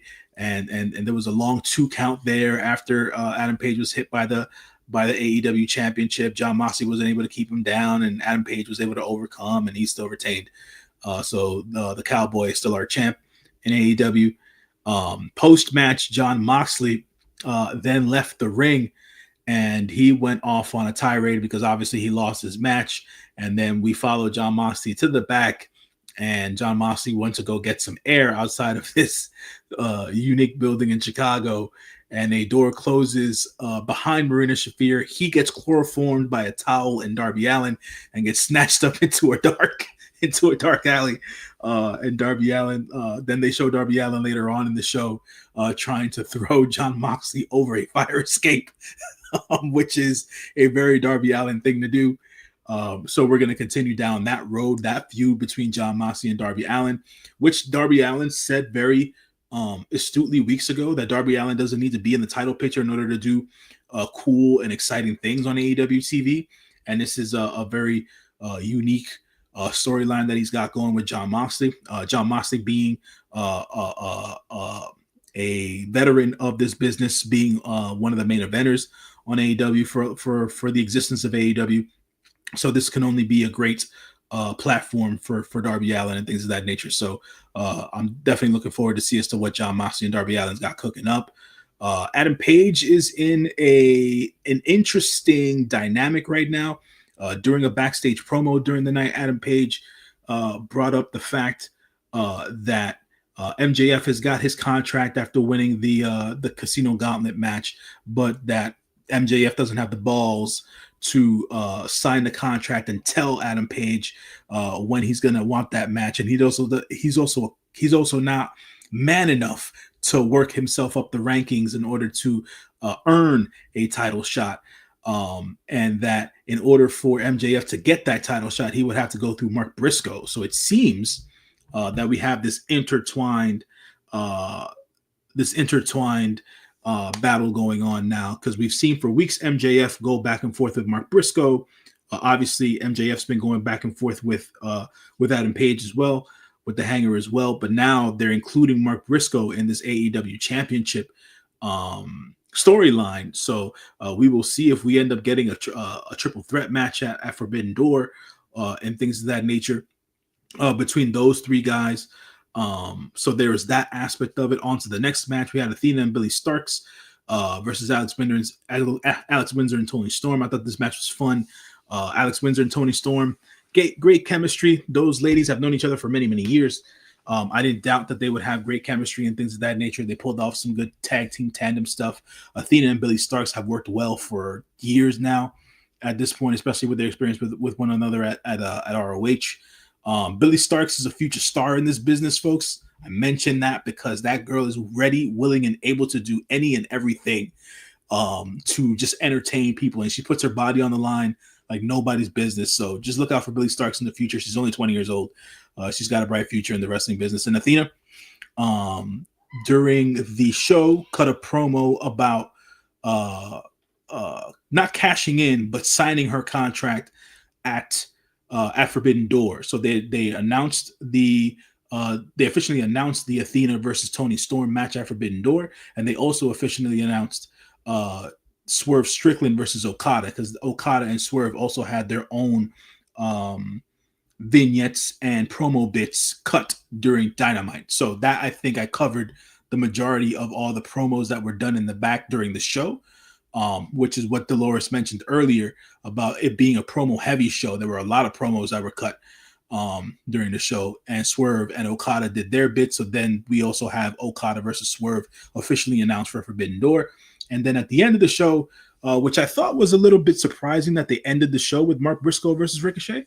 But they continue to play up Ricochet's role as the leader of this new faction of his with the Gates of Agony and things of that nature. Mark Briscoe having to fight that off, but they don't necessarily have Mark Briscoe tied to the conglomeration as much now. It seems like Mark Briscoe is more or less, if you want to call it on his own, but he still got help by the tail end of this match to fight off what was going on. And he ended up running off MJF and stuff like that. And we'll eventually see MJF versus Mark Briscoe. I think it's this Wednesday, if I'm not mistaken. So they're going to have their match. And yet again, another solid episode of Dynamite for everybody involved. They continued their storylines. The matches were all solid to good at the end of the day. And another solid show for AEW there. You're muted, Delores. While we've been on, I'm losing my voice, sorry. While we've been on, there has been an SRS report. When Braun Breaker was helped to the back, they said it was a work. He showed up on the post show. But when there were photo signings after the post show, he came with his knee wrapped and they had to give him a chair to take photos. And the person that came with him from WWE asked the people working at the place to hurry up the photos so he could leave. And they think that he is being evaluated soon for a knee injury. I mean, at this point, and I think folks should pay close attention to this. And I think the WWE might have done something extraordinarily good for the professional wrestling business with this whole airing this, I would want to call it a mockumentary that is unreal. And obviously it's a long 24/7. That's what. Yeah, and with what happened with what recently happened with Seth, the WWE seems to have taken kayfabe back, and that's been a long sort of discussion with the internet wrestling community for a long period of time. And now going forward, we're not going to know whether to believe or not to believe when people are injured, at least in the WWE side of things, right? I know with the report, because I'm not trying to get detailed, the person who is telling this was at the picture signing and saw him face to face, said that it seemed a bit swollen, but it was the point in which the WWE worker was telling people that they need to hurry these photos up so he can get finished, and proceeded to give him a chair. It went from because we didn't quite see him except for when he got in the camera right before they left after the Seth Biggie thing. We didn't quite see him walking. And he kind of like shuffled. And so that he was helped to the back. But initially last night it's a work. They working. They said that he was going, it's not nothing serious. He came out on the post show, which looked like he was fine, but they were concerned after they saw him at the photo opportunity having to sit in a chair. And then the representative telling them, we need to hurry this up so he can get out of here. Yeah, nothing serious at the end of the day. Yeah, if he's maybe actually, he just, but I don't think has he had an injury since he's been on the main roster? Nope. So yeah, and no offense, but he's been doing them spears crazy. And so I wouldn't, sometimes you can pull something, tweak something, maybe just sprain something. It doesn't know. But me and J News, y'all know where we're going. Back to the bag. On to the next show, which was ROH, was also promo Harriet. I think AEW this week was just promo heavy. The conglomeration of Hologram and Tomohiro Ishii defeated the MXM collection of Mansoor and Mason. We had Gringo Loco defeat John Cruz. We had Blake Christian defeat Jimmy Jacobs. We have, I can never say that word right, Janelle. I wasn't saying it right the whole entire time. It's Jelwa. Jelwa. Yalwa. See, I knew I've been saying it wrong because I've been saying it with the X. Listen, my plea, I'm gonna say it right here on the camera. My plea to up and coming wrestlers, please don't have me say 45 names for your name. Don't make it all 69 syllables that I can't say, that nobody can say. I can understand if you're coming from another country and this is your name, but can we get a nickname? Can we get something? Because if me and Jay, if Jay News can't pronounce it right half of the time, I know doggone well I'm never gonna get it. Never. Yeah, because from a pronunciation standpoint, especially when it comes to Spanish speaking countries, depending as to which country you come from, we either pronounce a specific letter a certain way, or depending as to whatever letter comes after that letter, X being this letter. In Mexico, when you start something with the letter X, it's not akin to an S and things of that nature. It's more it's more akin to that a different kind of sound. So I was watching the CMLL on Friday night instead of SmackDown, and Jelua was on that CMLL show, and I kept on hearing the announcer say Jelua, Jelua, Jelua, and I was like, "That's how you say it?" I thought it was something else altogether. I did too. Listen, I'd be like, lost right. if it wasn't for J News. Listen, I'm just gonna go ahead and just admit, as a kid, when I saw the word spelled out, Jesus, Right. I was like, Jesus. Okay, Right. that's I understand now. You know, enough Spanish classes. I understand now, but first of all, Jelua, I would have never thought of that, even with the little bit of it's a lot of Spanish because I love a good telenovela that I have learned. I would have never thought that. Right, and I had to remember that the pronunciations of certain letters in different Latin American countries, it just sounds different. So, so for me, I was like, oh, okay, cool. So that's how you say it. It sounds more French than Spanish, and right, exactly. It sounds more European than it does, contemporary Latin American, if you want to say it that way. Yeah. But then Bandito versus Adam Priest was getting some good fanfare during the week. So there was that match that stood out from this ROH show. Always good to see Gringo Loco on ROH TV. Gringo Loco, a veteran. That's my man. That's my man, 100 grand. So there's that. Let me get this straight. Blake Christian had a match versus the Jimmy Jacobs? Yes. Interesting. I didn't see that at all. I didn't know Jimmy was still wrestling for all intents and purposes. I thought he was retired. So there's that. Gringo Loco faced off against John Cruz. Yeah, because let me go back in my mind. I remember how Jimmy Jacobs looked back when he was wrestling. Mm-hmm. I think it's the same Jimmy Jacobs. Because again, I've been watching wrestling all week, and I saw Crowbar wrestle, and I didn't even know who he was until they said his name. Okay, that's fair enough. So they look different now. It might be a new one, but they look different. I mean, let me see something real quick. If I can versus Blake Christian. Did I spell this right? Blake Christian. Oh, they don't have this. No. I know Jimmy Jacobs used to wrestle in GCW. Oh. Let me see. Hold on a second. Ring of Honor, Pro Wrestling Net. Do they have photos of this? I thought they would. So did I. They this is just the results breakdown for this. So I was trying to see if they had the card breakdown for that particular match, but no, that's not the case.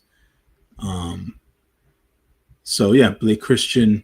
If it was against the Jimmy Jacobs of former RH Lord Jimmy Jacobs, former WWE writer Jimmy Jacobs, then hey, whatever, cool. in that estimation. I wanted to bring up John Cruz here going up against Gringo Loco because I saw John Cruz again on Friday night on CMLL, being the mouthpiece for one MJF in Mexico. John MJF won. Yeah, he Hold on a won. second. I'll let you talk about that. Yeah, he won a championship there. So just wanted to bring up John Cruz, aka Serpentico, for those who don't know, of the Spanish Announce Project. And just ROH, the second show in the line for AEW TV.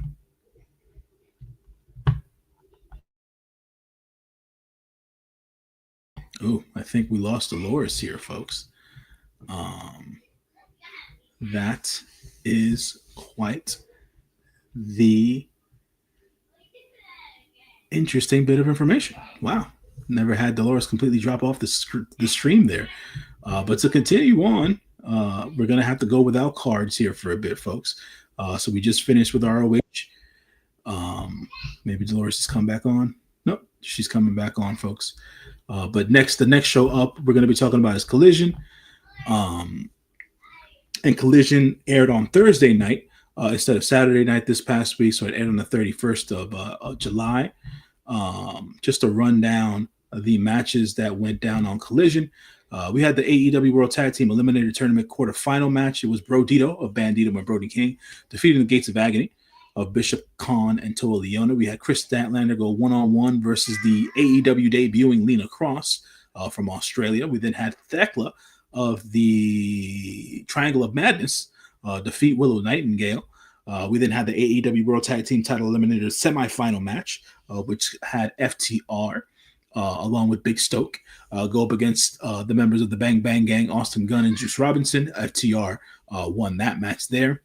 Max Caster went one-on-one with Roosh for the second time with the 5 minutes with the best wrestler alive.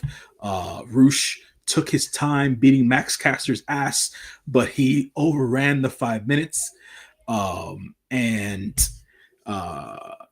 they ended up in a draw there. So there that was. So then we had another multi-man match here with Skyflight Team. It was Dante Martin, Darius Martin, and Scorpio Sky defeating the STP faction of Carly Bravo, Shane Taylor, and Sean Dean. That was interesting to see. It was the first time I saw Skyflight together. They worked well together. So I wanted to give Scorpio Sky some shine there. And STP always works well together. Those boys are very, very underrated on AEW and ROH TV. And then the AEW TNT title Chicago Street Fight, which had Kyle Fletcher going up against Dustin Rhodes, the TNT champion at the time. There was a title change here. Kyle Fletcher finally reaching that peak of becoming the TNT champion by defeating Dustin Rhodes in this Chicago Street Fight. Dustin Rhodes came into this match hurt already. Dustin Rhodes was hurt since All In, as a matter of fact. And Dustin Rhodes, being the consummate professional that he is, but at the same time putting his body on the line here, lasted the 2-week period past the All In pay-per-view to have his small but effective title reign and be able to basically give to Kyle Fletcher in this match as much as he did. And Kyle Fletcher pulling off the win here. Dustin Rhodes now post-match, not a work, will be having surgery on his knee. That's why he was moving around in such a gingerly way since All In. He's had some trouble with his knee since then. And now Dustin is going to have surgery, and he's going to be out for a while. So that probably means that those ROH tag team titles and those ROH 6-man titles are probably going to be reworked in some way. Maybe tournaments will happen for them, or maybe someone else steps in for Dustin. I don't know. I doubt that, but I have a feeling that those titles are going to be up for grabs sometime soon on ROH TV. To mention some of the storyline stuff that was going on here, Chris Statlander, after her match with Lena Cross, which was a very short match, she was walking up the rampway after her win, and then as she walks up the rampway, Willow Nightingale's music immediately hits. Willow comes down the rampway. They don't get into any sort of a physical altercation, but you saw on Chris Statlander's face how annoyed she was with Willow coming down, and Chris continued to go up the rampway as Willow continued to come down the rampway as they went by like two ships in the night. So we're still continuing on with their feud there with those two. I love those two, man. Chris Statlander and Willow Nightingale can do no wrong in my eyes. Thekla put on a hell of a match with Willow Nightingale. That young lady, that young lady's one of those wrestlers where it's like size really doesn't matter. Like Thekla hits hard, she's fast, she's intense. She has a very unique look to her. So she plays her character well, I believe, if I'm not mistaken. The initial promo, backstage video promo that was cut for Thekla on Collision was the first time she ever spoke on AEW TV. So there was that happened for Thekla there. She had a promo in the back in like a dark lit stairwell with the other two girls, with Julia Hart and Sky Blue. And Thekla spoke during that promo. Decent promo, nothing out of this world, but it was a good verbal introduction for the fans to Tekla's cadence and how menacing she can be on the microphone and things of that nature. The tag match was fun between FTR and the Bang Bang Gang. These guys have history all abound, and it took them some minutes. It took them some minutes to get the chemistry down between Austin Gunn and Juice and Cash and Dax. But by the middle of that match, they were rocking and rolling, and they were doing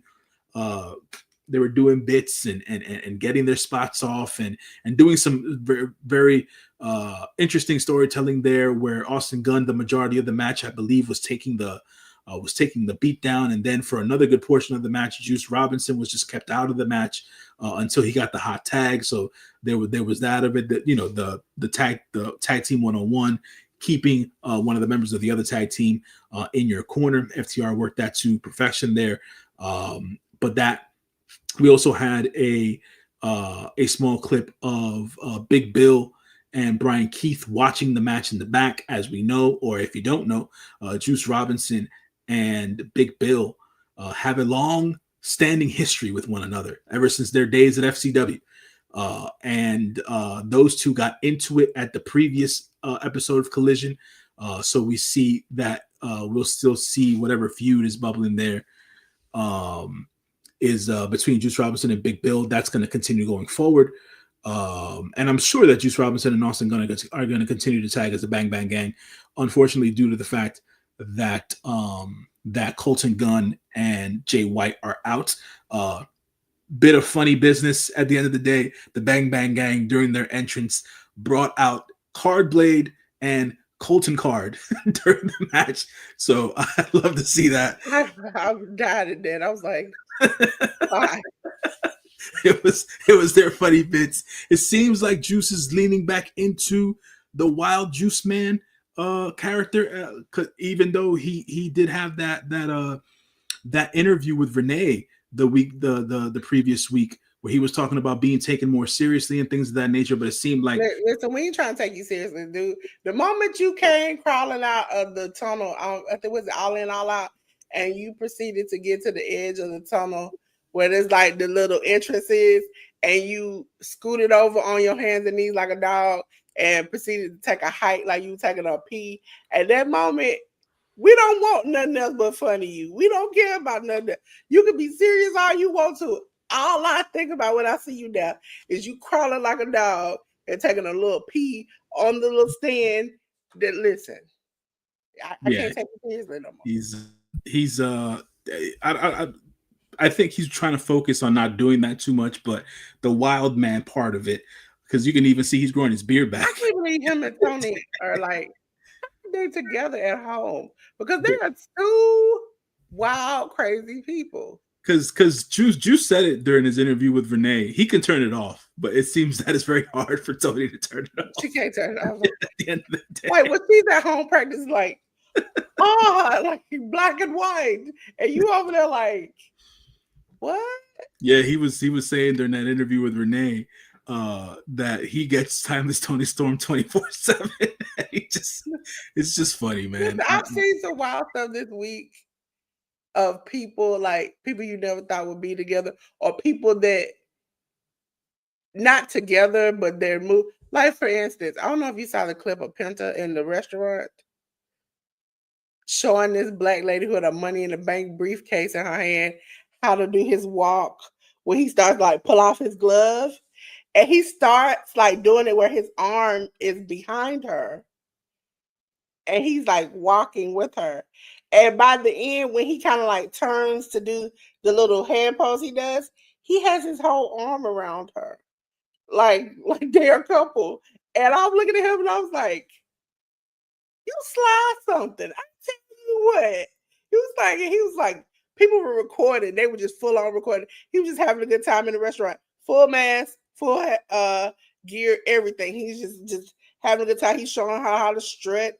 And he starts strutting with both hands like he normally does. But somehow he ends up with his hand behind her and then wraps it around like they're a couple going to the movies. It was an older black lady, so I know he wasn't necessarily trying to get with her. But it was just the smoothness of it. I was like, see, I didn't know you had game like that. I know you fine, but I didn't know you had game like that. That is that I didn't know that was a thing. So I mean, hey, you know, everybody does their own thing, so it is what it is there. But to end off the collision stuff, yeah, man, good showing for Kyle Fletcher. Even though it was a 2-week run, well-deserved title run for Dustin Rhodes on AEW TV as TNT champion and stuff like that. And now we go into the era of the Proto Star, and we'll see how that continues to go into the future. But that was Collision, folks. Thank you, 755. We appreciate you. I always support him. Me and J News back in the back. TNA wrestling. Ladies and gentlemen, TNA Impact 1097 on the 17th on Access TV. I think we talked about it in True Hill Heat, where they said that WWE was thinking about trying to get them to move to Wednesday. I don't care what time you move. If you're still on Access TV, you need to move somewhere else. We had a TNA X Division title 3-way match. Leon Slater defeated Cedric Alexander and Jason Hotch. We had Danny Luna and Indy Hartwell defeat Ariana Grace and Jody Threat.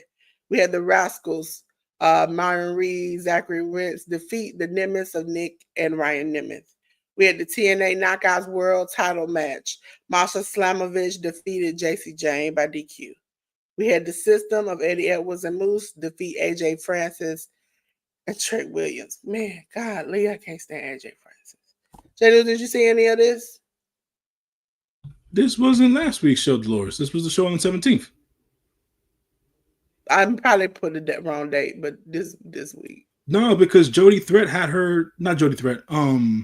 What's her face? The Australian girl had her match on TNA Impact this week. Or was that another show? Let me check. Do they have another show that airs? I think just online. I might be confusing the shows then. They be having, because Lena Cross was on the tapings of one thing, and so sometimes certain things come out on their tapings.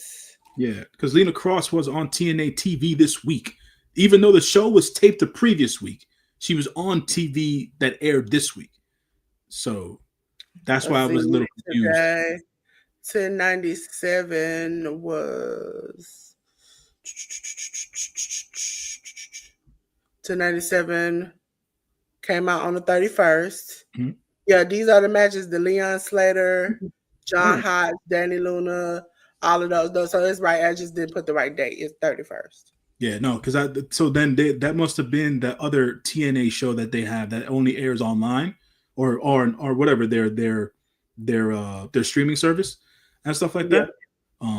Yeah, because Lena Cross had also made her TNA debut this week and whatnot. So and both matches played on the same day. They both played on Thursday. So I was like, I'm a little confused. So, but yeah, nonetheless, this is all how this all broke down with the TNA TV this week. I did not know that Cedric Alexander had an appearance on this show. Yeah, Cedric Alexander has been making his rounds out there in the town. Yeah, because I also thought. I know you heard Pete Dunne was out in the town too. Who? Pete Dunne. Oh yes, he was on Bloodsport and whatnot. But I thought that Cedric had only signed up to do that feud with Mustafa Ali, and he was done with TNA. I did not know that he was there for a longer stint and whatnot. So because I saw that Cedric was booked for like a bunch of different indie shows during the week and whatnot, so I didn't know that he made another appearance at TNA. So all right, cool. Ladies and gentlemen, we're on to JCW, and I want to tell you, I'm only going to talk about 1 or 2 shows in depth because some of them wasted my time. GCW Japan, the first show, was on the 28th on Triller TV. GCW Tag Team Title match, YDMP, which is Alex Price and Jordan Oliver, defeated Motherfather. Okay. Started to say the rest of the show. Dark Sheik and Effie. We had Drew Parker defeat Shotzi Blackheart. We had Jeffrey John defeat Kiku, that's J News word. Kikutaro, Where are we? Hold on, back. We on the first one. With Jeffrey John versus Kiku. Oh, Kikutaro. Yeah. Kikutaro. See, I almost came close. Mao defeated Atticus Cougar. Kazusada Higuchi. I knew the last name. Defeated One Count Madness. We had GCW Ultraviolet title match where Matt Tremont defeated Super Crazy. Out of all these matches, the only one that I semi enjoyed was Mao versus Atticus Cougar because it was crazy. The second night of GCW in Japan was on the next night on the 29th, where we had Shota defeat Jeffrey John. Kamatani, right? Mm-hmm. Yeah. Yes. Defeated One Count Manders. Mao and YDMP, Alex Price and Jordan Oliver defeated Dark Sheik, Mayu Yamashita, Shotzi Blackheart. We had Atticus Cougar defeat Drew Parker. We had GCW World Title match, Effie defeating Abdullah Kobayashi, right? Yep. See, listen, Jay, I listen when they told me stuff sometimes. And then we had Matt Tremont defeating mm-hmm. See, listen, Jay News taught me some things. I'm learning. I really wasn't happy with this show, so we're gonna keep it moving. We had a third night in Japan, and it was on the 30th on Triller TV. GCW Tag Team Title match, YDMP again. Alex Price and Jordan Oliver defeated Mao and Rina Yamashita. It's Yamashita, that's how they call it. Atticus Cougar defeated Mayu Yamashita. Is it Rina Yamashita? Listen, they changed their names. Big MLJ pronounced their name all kind of weird. Dark Sheik, Jeffrey John Yoshiko, which is the doll. That's my girl. My girl down like 4 flat tires. Defeated Invisible Stain. Every time I think about this match, I can't help but laugh. Invisible Stain, Kikutaro, and Shota. Listen, this match should have never happened, but I enjoyed every moment of it. I was going to go back and watch it. Jun Akiyama defeated One Count Manders. Maki Ito defeated Shotzi Blackheart. Chris Brooks defeated Drew Parker. And for the GCW World Title match, Effie defeated Matt Tremont. Okay? Now, we're on to when they come back to the States. GCW, hit them up, ladies and gentlemen. You got to hit them. Oh, listen, don't make me start that. was on the first on Triller TV. We had Teriyaki and YDMP. I'm not going to say their name anymore. Defeat Adrenaline Dip, which is Cappuccino Jones, which we'll talk about in a minute, and Jack Cartwheel along with Gringo Loco. We had the JCW title match, which was Masha Slamovich defeating Gary J. Team Cardona, which is Matt Sterling, Matt Cardona, and Tommy Invincible defeated Team Shotzi, which was Deanna Perrazzo, Matt Tremont, and Shotzi Blackheart. We had One Call Manders defeating Steve Macklin, Billy Starks defeating Atticus Cougar, tag team death match of Drew Parker, Emerson James, and defeated the rejects of John Wayne Murdoch and Reed Bentley. Ladies and gentlemen, we had GCW World Title match. Effie defeated, yes, WCW Crowbar. But Crowbar has gotten better looking as he got old. Tag team death match again. We had Bear Bronson and Slade defeat Dr. Danger, which is Mr. Danger. He calls himself Dr. Danger sometimes. And Dr. Redacted. Okay. So Dr. Danger. This match, I say you can miss it. Everybody else, I would say, this is a show, one of the shows that I mentioned that I really, truly liked. Ladies and gentlemen, GCW had the ID showcase for WWE, where they show new talents. We had Ike Williams defeat Bobby Orlando. We had the Vanity Project, which is Brad Baylor, Bryce Donovan, and Ricky Smokes defeated Marcus Mathers and YDMP. We had Jackson Drake defeat Alex Price. We had a grudge match where It's Gal defeated Aaron Roberts. We had Timothy Thatcher defeat Aaron Rook. For the WWE Women's ID title three-way match vacant, Kaylee Ray defeated Zara Zakir and Zeta Steele. For the men's WWE ID men's title, Cappuccino Jones defeated Jack Cartwheel. It was okay because they're new, but now we're going to talk about a new company, JCW. They work with GCW. It's Juggalo Championship Wrestling. And we talked about the preview of this for Powder Keg, ladies and gentlemen. Powder Keg was on the first. We had a 3-on-2 handicap match. St. Clair Monster Corporation. That's what I'm talking about. Y'all need tag team names.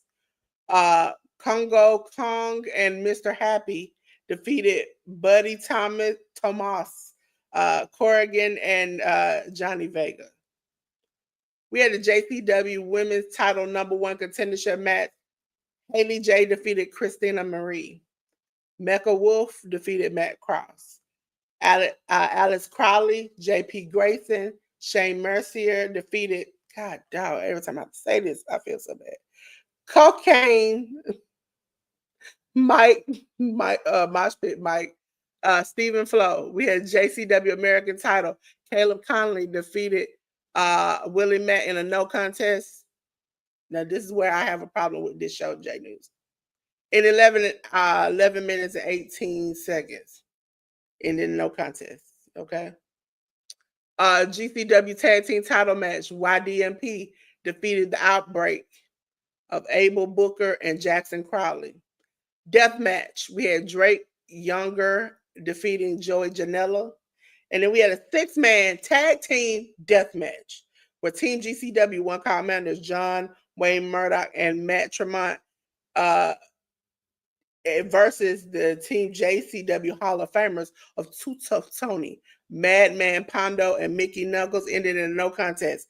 And it ended in no contest, as you saw, J News, in 6 minutes and 55 seconds. Listen, I was like, this is the match I was actually wanting to see. Did y'all stop? The one above didn't give two shits about it, and it stayed for 11 minutes before it ended. Okay, so y'all already know what I feel about that. Wasting my time. Okay, so ladies and gentlemen, we're going to go into last night.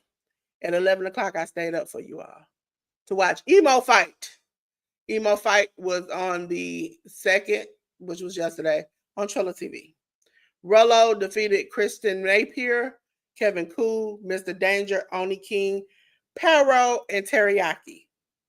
We had Priscilla Kelly defeating Brooke Havoc. We had a studded belt strap match where Drew Parker defeated Justin Finn. Emerson Jane defeated Janai Kai, Lena Cross, XS. I'll never say her first name right. Zachary Wentz defeated Brian Keith. I enjoyed the last match. And I kind of enjoyed the Priscilla Kelly Brooke match, but it was kind of like timing wasn't always perfect. But I did enjoy this from beginning to end, ladies and gentlemen. It was Josh Barnett's Bloodsport. And it was good. I had Matt Mako defeating Ray Jazz, Janai Kai defeating Jordan Blade by a referee's decision. That wasn't a referee's decision. If you all watched it, she knocked the out of that girl so bad. J News, I felt like that girl might see stars into the future. Simon Gotch defeated Nick Camarado. Charlie Dempsey defeated Dominic Gennari. Royce Isaacs defeated Ivar. Yes, that Ivar. Timothy Thatcher defeated Slade by DQ. Eric defeated one called Manders by KO. And when I say KO, he sent that man to the upper round. Pete Dunne defeated Jonathan Gresham in one of my favorite matches of Bloodsport. And my girl, which I loved her attitude, 99 Hart defeated Masha Slamovich by referee's decision. J News, if you want to, did you see it?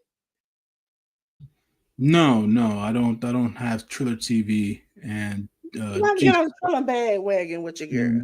But Natty, if this is her character, I would like to say I would like to keep it that way. Hey Tag.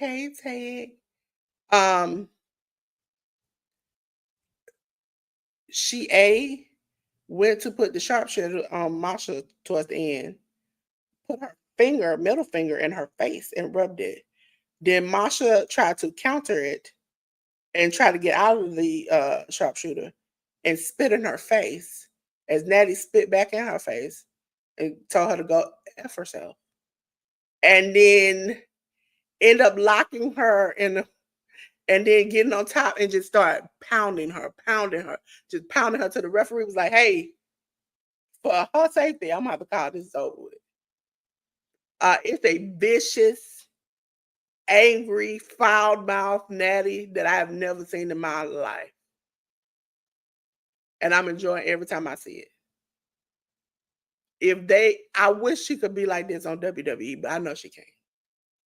But I enjoyed the last two matches a lot, but I loved every match on this show because even with the Janai Kai one, the back elbow she gave that girl sent her into another world. Back to the way back, ladies and gentlemen. We're going to go into the next show. HOG. Now, y'all going to see why I have a problem with this. High intensity. For the HOG Cruiserweight title, 6-way ladder match. Darian Richardson defeated Angel Jacquez, Jay Bougie, JJ Doze, Mantequilla, Rich Swan. For the HOG tag team title match, the main event, Jay Lyon and Midas Black defeated the Texas Outlaws of Wayne Rhodes and Wyatt Rose. HOG heavyweight title match, Charles Mason defeated Carlito. Ricochet defeated Amazing Red, which I enjoyed that match. Matt Travis Memorial Battle Royal, Amazing Red defeated Ben, Carlos Ramirez, Idris Jackson, Joey Silva, Ken Broadway, Matt Awesome, Raheem Royal, and Smiley. For the HOG women's title, Indy Hartwell kept her title defending against Priscilla Kelly. And the last match that pissed me off so bad, HOG Crown Jewel title tables match, where Bully Ray defeated Zilla Fatu with the help of Ricochet. J-Neil, did you see any of this? So the the Ricochet versus Amazing Red match to me was the match that I was looking forward to seeing just because of these two individual men's history in the professional wrestling landscape. Ricochet at this point in his career has, from a speed standpoint, has slowed down tremendously, and I wanted to see how his style would mesh with Amazing Red, who still works at a very high speed, which is what's been the cause of a lot of Amazing Red's injuries over the years. And the match went well. They did their thing relatively, and they put on a show for the crowd. So I wasn't disappointed with their match and how their styles in 2025 mixed together. Just to mention a tidbit about the HOG women's title match, like Laura said, Indy Hartwell retained over Priscilla Kelly. Post match, this is the second time in a row in an HOG show where Shotzi Blackheart comes out and stomps out Indy Hartwell. So I think that for the next HOG show, we're finally going to get that Indy Hartwell versus Shotzi Blackheart match. And there's that of that.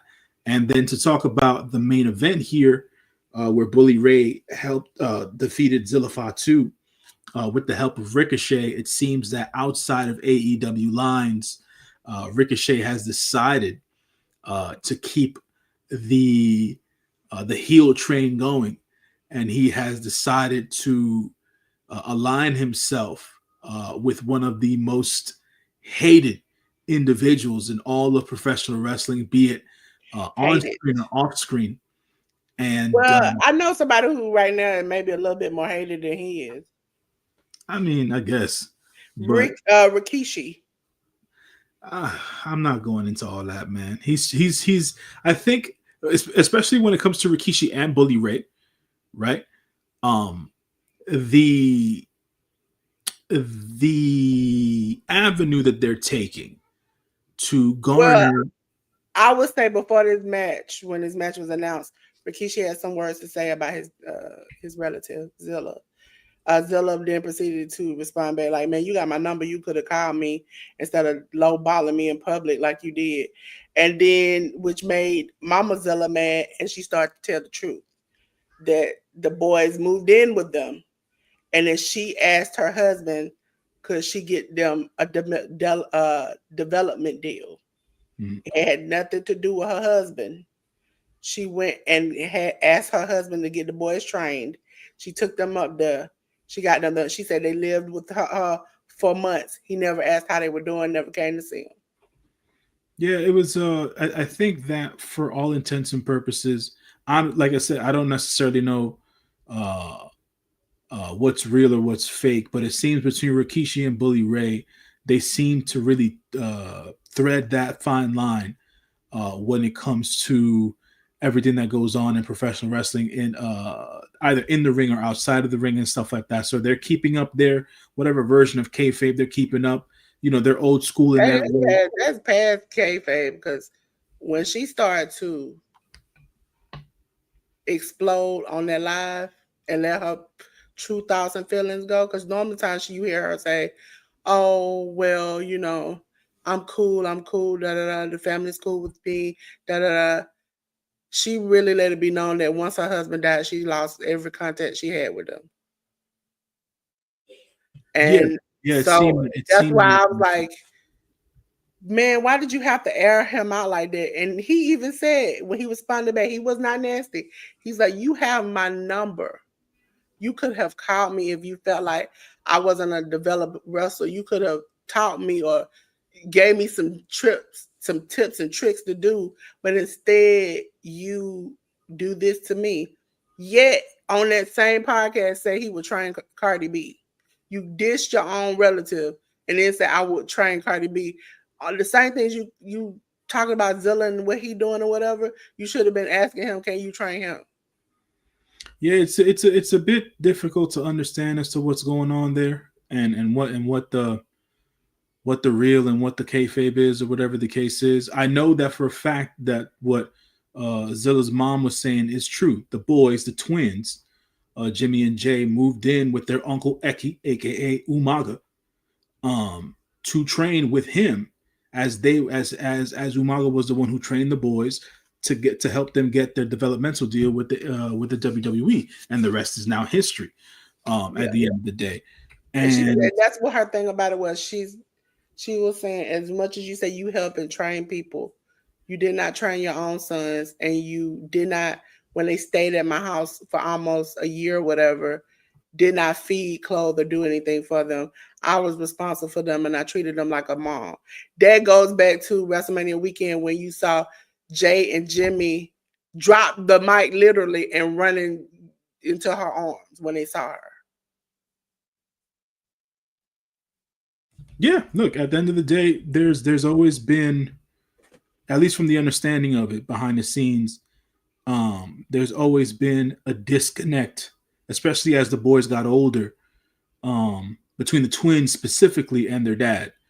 And you understand why Jimmy doesn't mess with him. Yeah, He did not show up for his wedding. yeah. That I understand. And it's complicated. It's a family thing.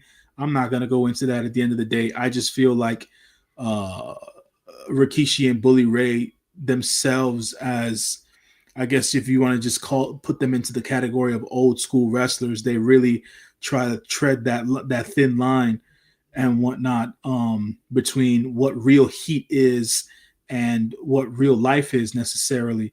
I would And have thought it was a word, especially after she did the initial live.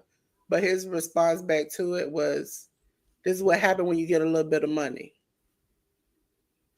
And at that moment, I was like, "So, I was rooting for you. I was rooting for you, but now I can't root for you no more." it's tough. It's definitely tough, and I know that, from what it always has seemed like, She said it especially was jealousy.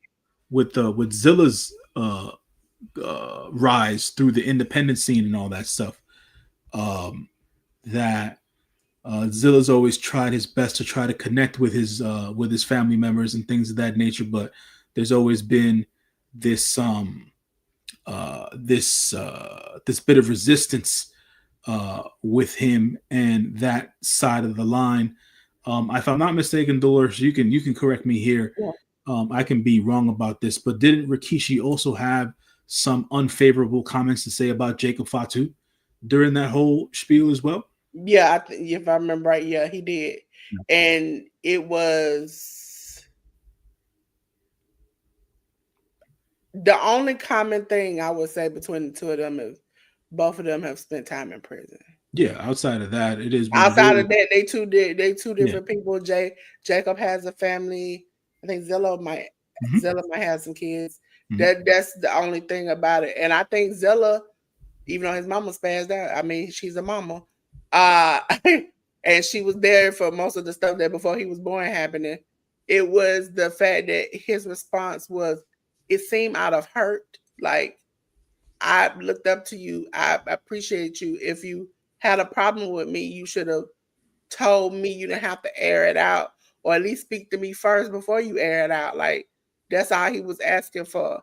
And to kind of get the cold response he got from that was like, that would make me look at him differently. Like, this boy seemed like he's been trying not to call out to change his life, to do the right thing. Even Jacob took him under his wing, Mhm. and he was changing things, and he's doing better. If you had a problem with him or Jacob, you should have reached out first. And then I would never do that. If I had a problem with you, I would never get up here and be like, you know what, J News is this, and that. I would talk to you privately. Mhm. It's not something that if you're friends or family, you air out just publicly out of nowhere. Now, I Yeah. went on this channel. I never said nobody's name, but that's just how people should handle things, especially if you're trying to get into a business where you don't want to just do this podcast. You want to be like Booker T. Well, then you need to handle yourself in an appropriate manner. But Zilla, and it's just ironic because Zilla, Bully, and Rikishi are on the same page. They're very friendly. They're very close. and he lost to Bully Ray. But maybe it's setting up for a Ricochet Zilla match. That's all I can look forward to. I just feel bad that he's had some good matches as the champion and it ends like this. Sucks. Ladies and gentlemen, we're going way back to the playback. It's time for progress. And you know what they want you to do? Stay humble, okay? Stay humble was short. Tay Mayfield's defeated Adam. We had Progress Protest title #1 contendership match where Charles Crowley and Simon Miller ended in a no contest. They love that this week. Progress Atlantis title tables match. Mike DiVecchio defeated Alex Tischer in a title change. Charlie Sterling defeated Cara Noir. I didn't like that at all. I really didn't like that at all. Session Martina, yeah, I was excited. Defeated Holly Burlow. And then for the Progress Women's title triple threat match, we had Rio versus Kanji versus Rainy. Jay News can pronounce her last name. It's just Rain. It's Rain Leverkusen. Leverkusen. Mm-hmm. Leverkusen. I have said it 29 times. Ended in a draw. Not 15 minutes. Not 10 minutes. 14:46. Does that seem right to you, Jay? Shout out to Rain Leverkusen. It was reported over the weekend that she was the MVP of the WWE SummerSlam weekend tryout for I heard that. Wrestling talent. So hopefully that turns into something for Rain, and she can end up maybe getting a developmental deal with the WWE out of it. Rain being one of the fan favorites on Progress, along with Kanji and Rio. Those ladies, they know what they're doing, man, and they hit hard, and it's a very different style of professional wrestling than what is done on WWE for all intents and purposes. So it might be a good opportunity for Rain if she does get something out of this whole tryout process. The sessions, man, I'm hoping that she's in good spirits. I know that she lost her mother recently. Or that her mother was not lost. I'm sorry. Let me not put that out there. I think her mother was dealing with some health issues. Hopefully everything is going better there. And all, for all intents and purposes, always good to see the sessions back on Progress and things of that nature. Holly Barlow and Lana Austin are very unique women's talents and characters that I say to go out of your way to watch them. It caters to a specific kind of demographic for all intents and purposes. So if you are hot and bothered under the collar, that might be the reason to watch. Yeah. So there's that. Tell me what, I mean, don't be too extensive with it, but why did you not like the Charlie Sterling versus Cara Noir match? It wasn't really the wrestling. I felt like Charlie shouldn't have won over him. Okay. That's the reason why I didn't like it, is because I feel like Cara is at a place where I see him not winning as much as he did before, and he's doing really good matches. Mm-hmm. So this should have been one that he should have won. Now, when he goes against big names like Effie or whatever, they do these things sometimes where they do the greatest hits of Cara, with like the swapping fluids back and forth and all the rest of that stuff. They really don't take the wrestling as serious. So those matches, I'm like, okay, if you're going to do all the stunts and tricks, let's just, do that. And he lose. But when he actually is doing great wrestling and he does the stunts and tricks, but not as much, let him win. Gotcha. Yeah, no, I've been a big time fan of Cara for years now. I feel like, not that he's hit his ceiling with what's been going on in Brit Rest as of late, but I would like to see him get on a bigger platform to see if the fans take to him. So my hope is that in for the rest of the year, or at least the coming year, that Car Noir is able to put himself on a bigger platform outside of Progress and things of I that think nature. I think they won't do it because he's effy. He's a very flamboyant person. But that's the gimmick. I know, but that's just most mainstream. That doesn't work well. They will do the most with. They won't let him. When you think of the MXM collection, Mm-hmm. they're very flamboyant, but they don't. They're not like top stars. Mm-hmm. You know, kind of like that. Like what was the Chuck and it was like Chuck and them that were getting married. You remember that? Billy Gunn. Yeah. Yeah, and then they had the manager. Yeah. The manager was a semi good wrestler. He He was. never did good because that was his character most of the time. Mm-hmm. When you're that type of character, unless you're in the indies, do people accept it and they're cool with it? When you get mainstream, most people who are not used to that type of behavior don't accept it well. I mean, we had Gold Dust on TV for over a decade, so I'm not too sure about all that. But I'll say The this: Goldust was the character that, if you remember right, he wrestled pretty okay, mm-hmm. and he the gimmick was uh straight males were mortified by him being flamboyant. Mm-hmm. That's not gonna work with the community today, and you can't do that kind of storyline. And the thing about when he had the feud with Effie, mm-hmm. they both they literally swapped fluids in the middle of the ring. Right. And so you can't do that on live TV. No, I mean, no, yeah. You got those type of stunts and stuff that he's normally used is not gonna work on live TV on mainstream.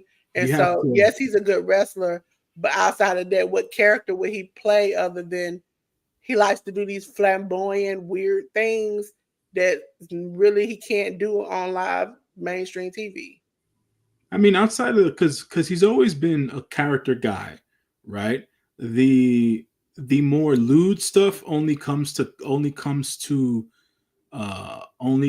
bear when it's specific talent. When I first watched him before he injured his ankle, that wasn't part of his shtick. That wasn't part of his gimmick. At the end of the day, him being Car Noir was just playing into his background. With ballet, with being a teacher, with being this man who just wanted to be an artist, right, and misunderstood for all intents and purposes. And the flamboyancy was really more or less just the face paint, the gear, and whatnot, and how he presented himself. And then when he got into the ring, he was one of the better professional wrestlers you ever saw in that ring. I've only seen like one or two matches of him post injury, and he seems fine in that way. But like from a character standpoint, from a gimmick standpoint, I don't necessarily know where it has gone. But if you're describing it this way, Delores, then there's certain things people know they can and cannot do on TV. And I don't know. In my mind, I've always wanted to see a face-off between him and Dalton Castle and stuff like that. Oh, yeah. So, like when I got him and Effie, I was good up into the point they start to like swapping raw eggs between each other and making out, and I was like, you know what, like, and they were doing it for like not just like a minute or a couple of seconds, they were doing it for a while, and I was like, you know what, this is the type of stuff that we could have just kept it to a couple of seconds to a minute. We didn't have to do all this. But ladies and gentlemen, we are going to go on to our favorite segment of the show, when I lay back and let J News do his thing for New Japan Pro Wrestling, ladies and gentlemen. G1 Climax. As we all know, these are the rules. These are the participants in Block A and Block B. We've been over this a couple of weeks now, so you all should know. And so we are going to go on to day 27th, the 7th day.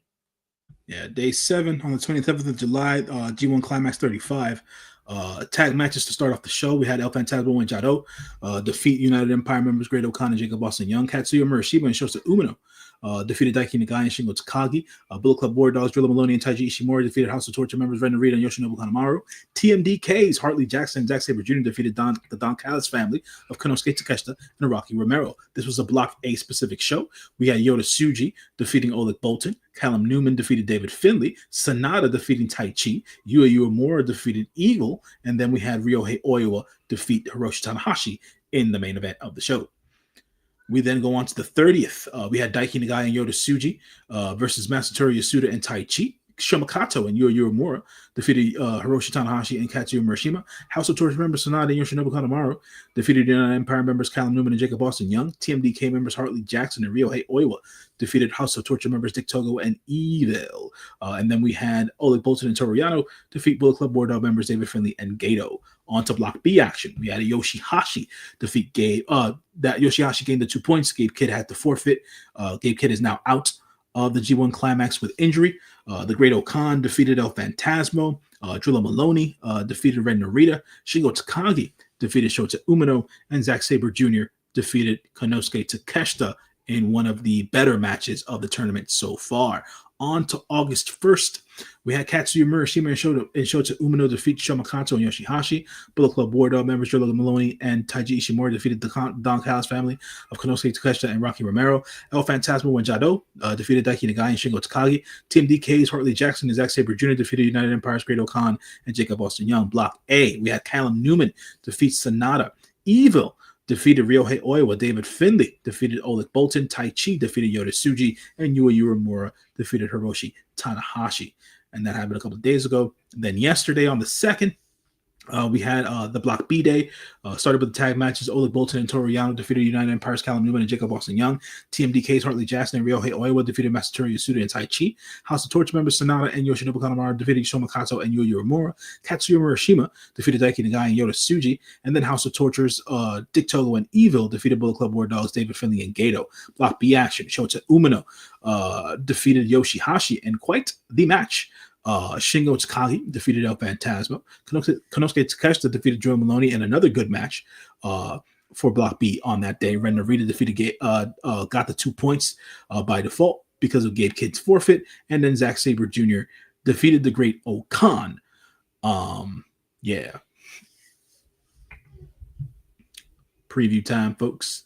Ladies and gentlemen, yes, it's preview time. And you already know what we're going to start with. The thing that I'll be doing in about, 2.5, 3 hours from now?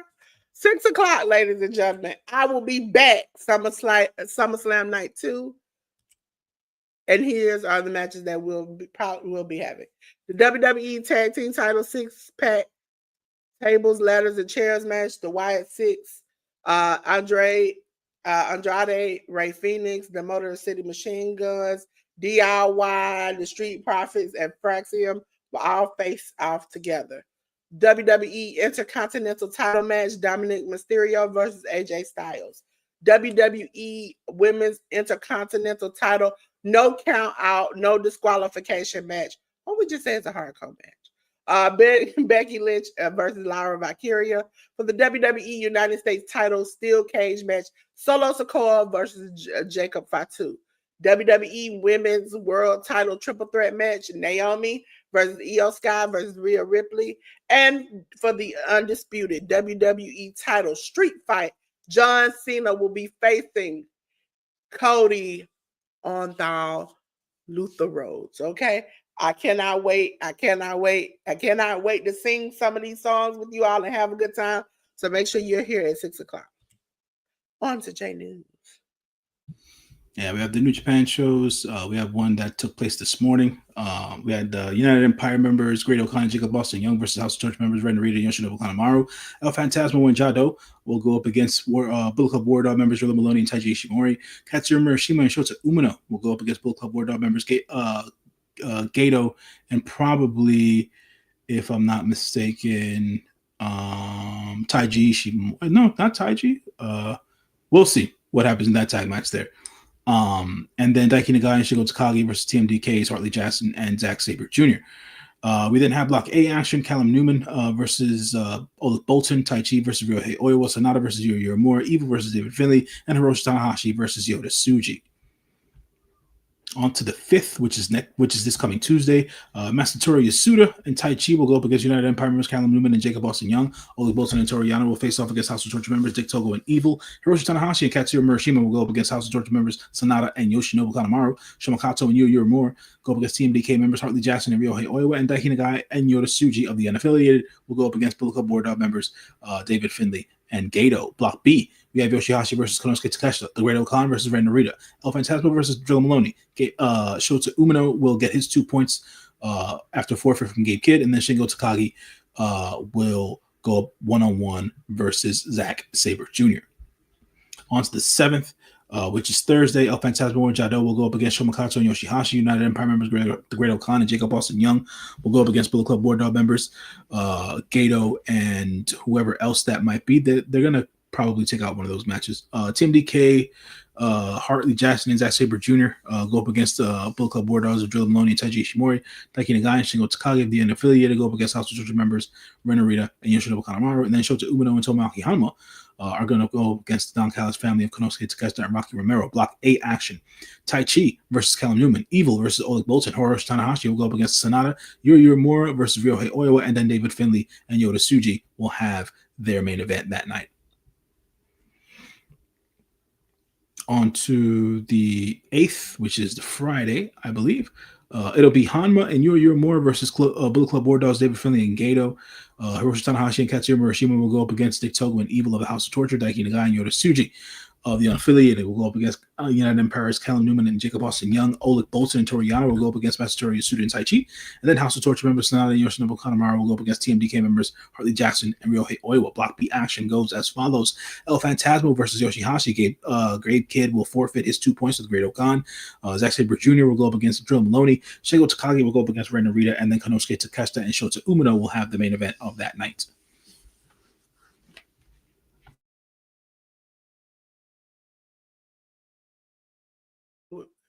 It's time for Wrestling Revival, ladies and gentlemen. They're going to have the Jerry Lynn Invitational. It's supposed to happen on the same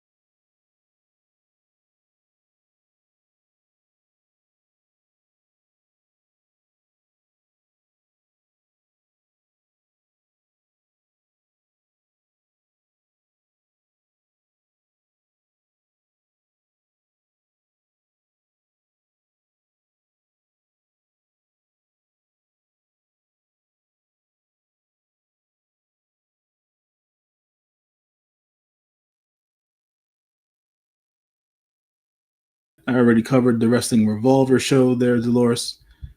And we're heading towards the end. I can't hear you. I'm about to fight for life tonight. Because there's like in the sky, as you all can see, my background is turned dark, and then the lights just decided it's like good night, goodbye. So let me get this back up here so I can do the spotlight. We can be done for today. Ladies and gentlemen, my spotlight. Let me get all the way down there. There we go. Spotlight. My spotlight for today, ladies and gentlemen, is the one, the only. Is it coming up? Is it gonna come up? Jelly Roll, ladies and gentlemen.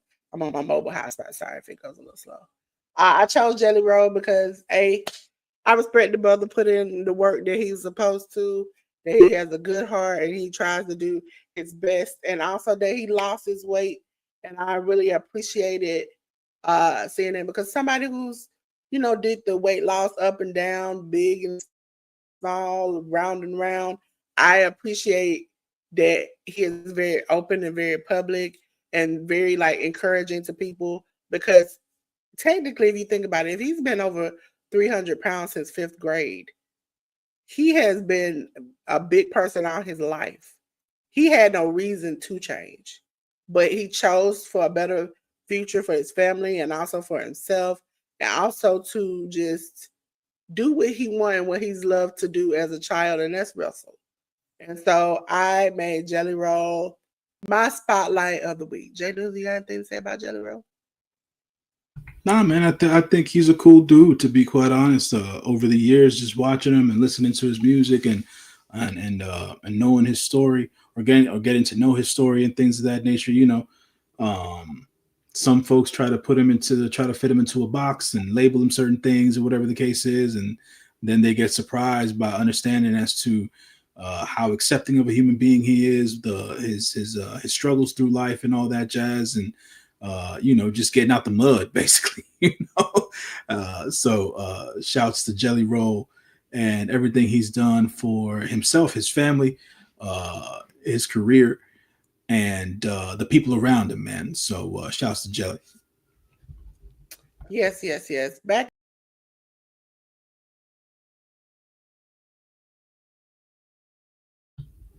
So this is the time when I am gonna get you folks to know a little bit about me as per the usual. Usually Dolores puts up the QR code Yeah, here somewhere. yeah. And Here's a QR code, ladies and gentlemen. And J News does have a Chat GBT for the week. mm, The Chat GBT for the week is J News, a real one, no cap. He's a good man, solid all the way through. When it comes to wrestling, he call it like he see it. Ain't no sugarcoating. Sports commentary, he dropping gems like a vet. And the movie reviews, man, he breaking it down so smooth. You feel like you watching it with him. If you ain't rocking with J News, what is you doing? Get on game. Okay? That's what J News Chat GPT for the week is. as always, thanks to ChatGPT for the week. That's my QR code, folks. That QR code leads you to all my links to all my different socials and things of that nature, be it Twitter, be it Instagram, be it my Letterboxd account where I do my written reviews for the movies that I watch in the movie theater specifically, unless I state otherwise. So my latest review up right now is for the Fantastic Four First Steps MCU movie that just came out. I dropped my review there, so go check it out and read it. Also have links to the True Heel Heat, which is the other podcast that I am a part of. Every so often talking about New Japan Pro Wrestling and for AEW pay-per-views and things of that nature. So go check me out there. And yeah, thank you as always, folks, and I will see you guys next week. Yes, ladies and gentlemen, y'all go check out J News, please. Please, please check out J News. Okay. Now we on to me. Okay. As you all know, we're not gonna get into the regular role, but I am Delores of Delores Designs. And unlike J News, because J News is not the real tech person, every week I do my banner is what a rap lyric is. And my rap lyric is from uh Cardi B and Gorilla's Forever song. And the every time I say it, I can't help but laugh. Uh Hold on, ladies and gentlemen, let me pull it up. Because the whole thing is not. This is she throwing shots. That's how I know I got a trigger. I don't speak dog roof. I don't care what no itch say. I stay on her mind. I got condos in her head. It says that the itch, she says she don't uck with me. Who said you can? Okay, that's my lyric for the week. It just hit my soul all of a sudden right before we got on the podcast. Did you know sometimes if you wake up and think about me before you brush your teeth and wash your tail or feed your kids, I got condos. I get light water glass included. Okay. So, ladies and gentlemen, here at Delores Designs, you said, Delores, how do I get in contact with you? This right here. This is how you get in contact with me. You can call me, you can email me, you hit the QR code and talk to me on one of my social medias. Listen, but please, warning, please, do not call me when you see me online. Like, oh, Delores online, I can hit her right now. I'm not going to answer. I'm on do not disturb. Unless you're my mama, my brother, you're not going to get in touch with me. Okay? So wait till after the live ends and then reach out to me. Okay? So we appreciate you here. For those who don't know, who might have been lost in the little bit that's been going on here on the podcast, I will be going live. We went live for night 1, and then we have night 2 tonight, 6 p.m. So as soon as I leave here, I'm jumping to a nap, and then I'm jumping back up for the podcast, for the night 2 watch along of SummerSlam. Okay? So let me get J News back up here because we're a tag team. J News always be trying to take my spot. Ladies and gentlemen, we appreciate you here. I don't know why, J News, it will not let me. Let me see if I go back that way. Hit the Rose Podcast. There we go. It won't let me go to the bottom, J News. It said, not today, Cylinder, not today. There we go. I had to go down to 50 to get down to the bottom. Ladies and gentlemen, it's getting hot in here. Me and J News, we doing like Seth Rollins. We ran in here, we cashed our money in the bank briefcase. We done burn this place down to the ground. And guess what? Baby boy, baby girl, I ain't trying to see all that. Please put your clothes on. So you know what we're gonna do? I'm gonna help you out. And guess what I'm gonna help you out with? J News already know. I'm gonna cut the lights off. Lights went there you go. Lights went off. Okay, ladies and gentlemen, lights went out like my lights went off. Okay. It's a storm brewing, like Jay, what's her name? Jay, the storm is brewing around this piece. And so, ladies and gentlemen, I appreciate you. I thank everybody who's came in today. And guess what? I'll see you tonight, okay? Until then, me and J News want to tell you, peace.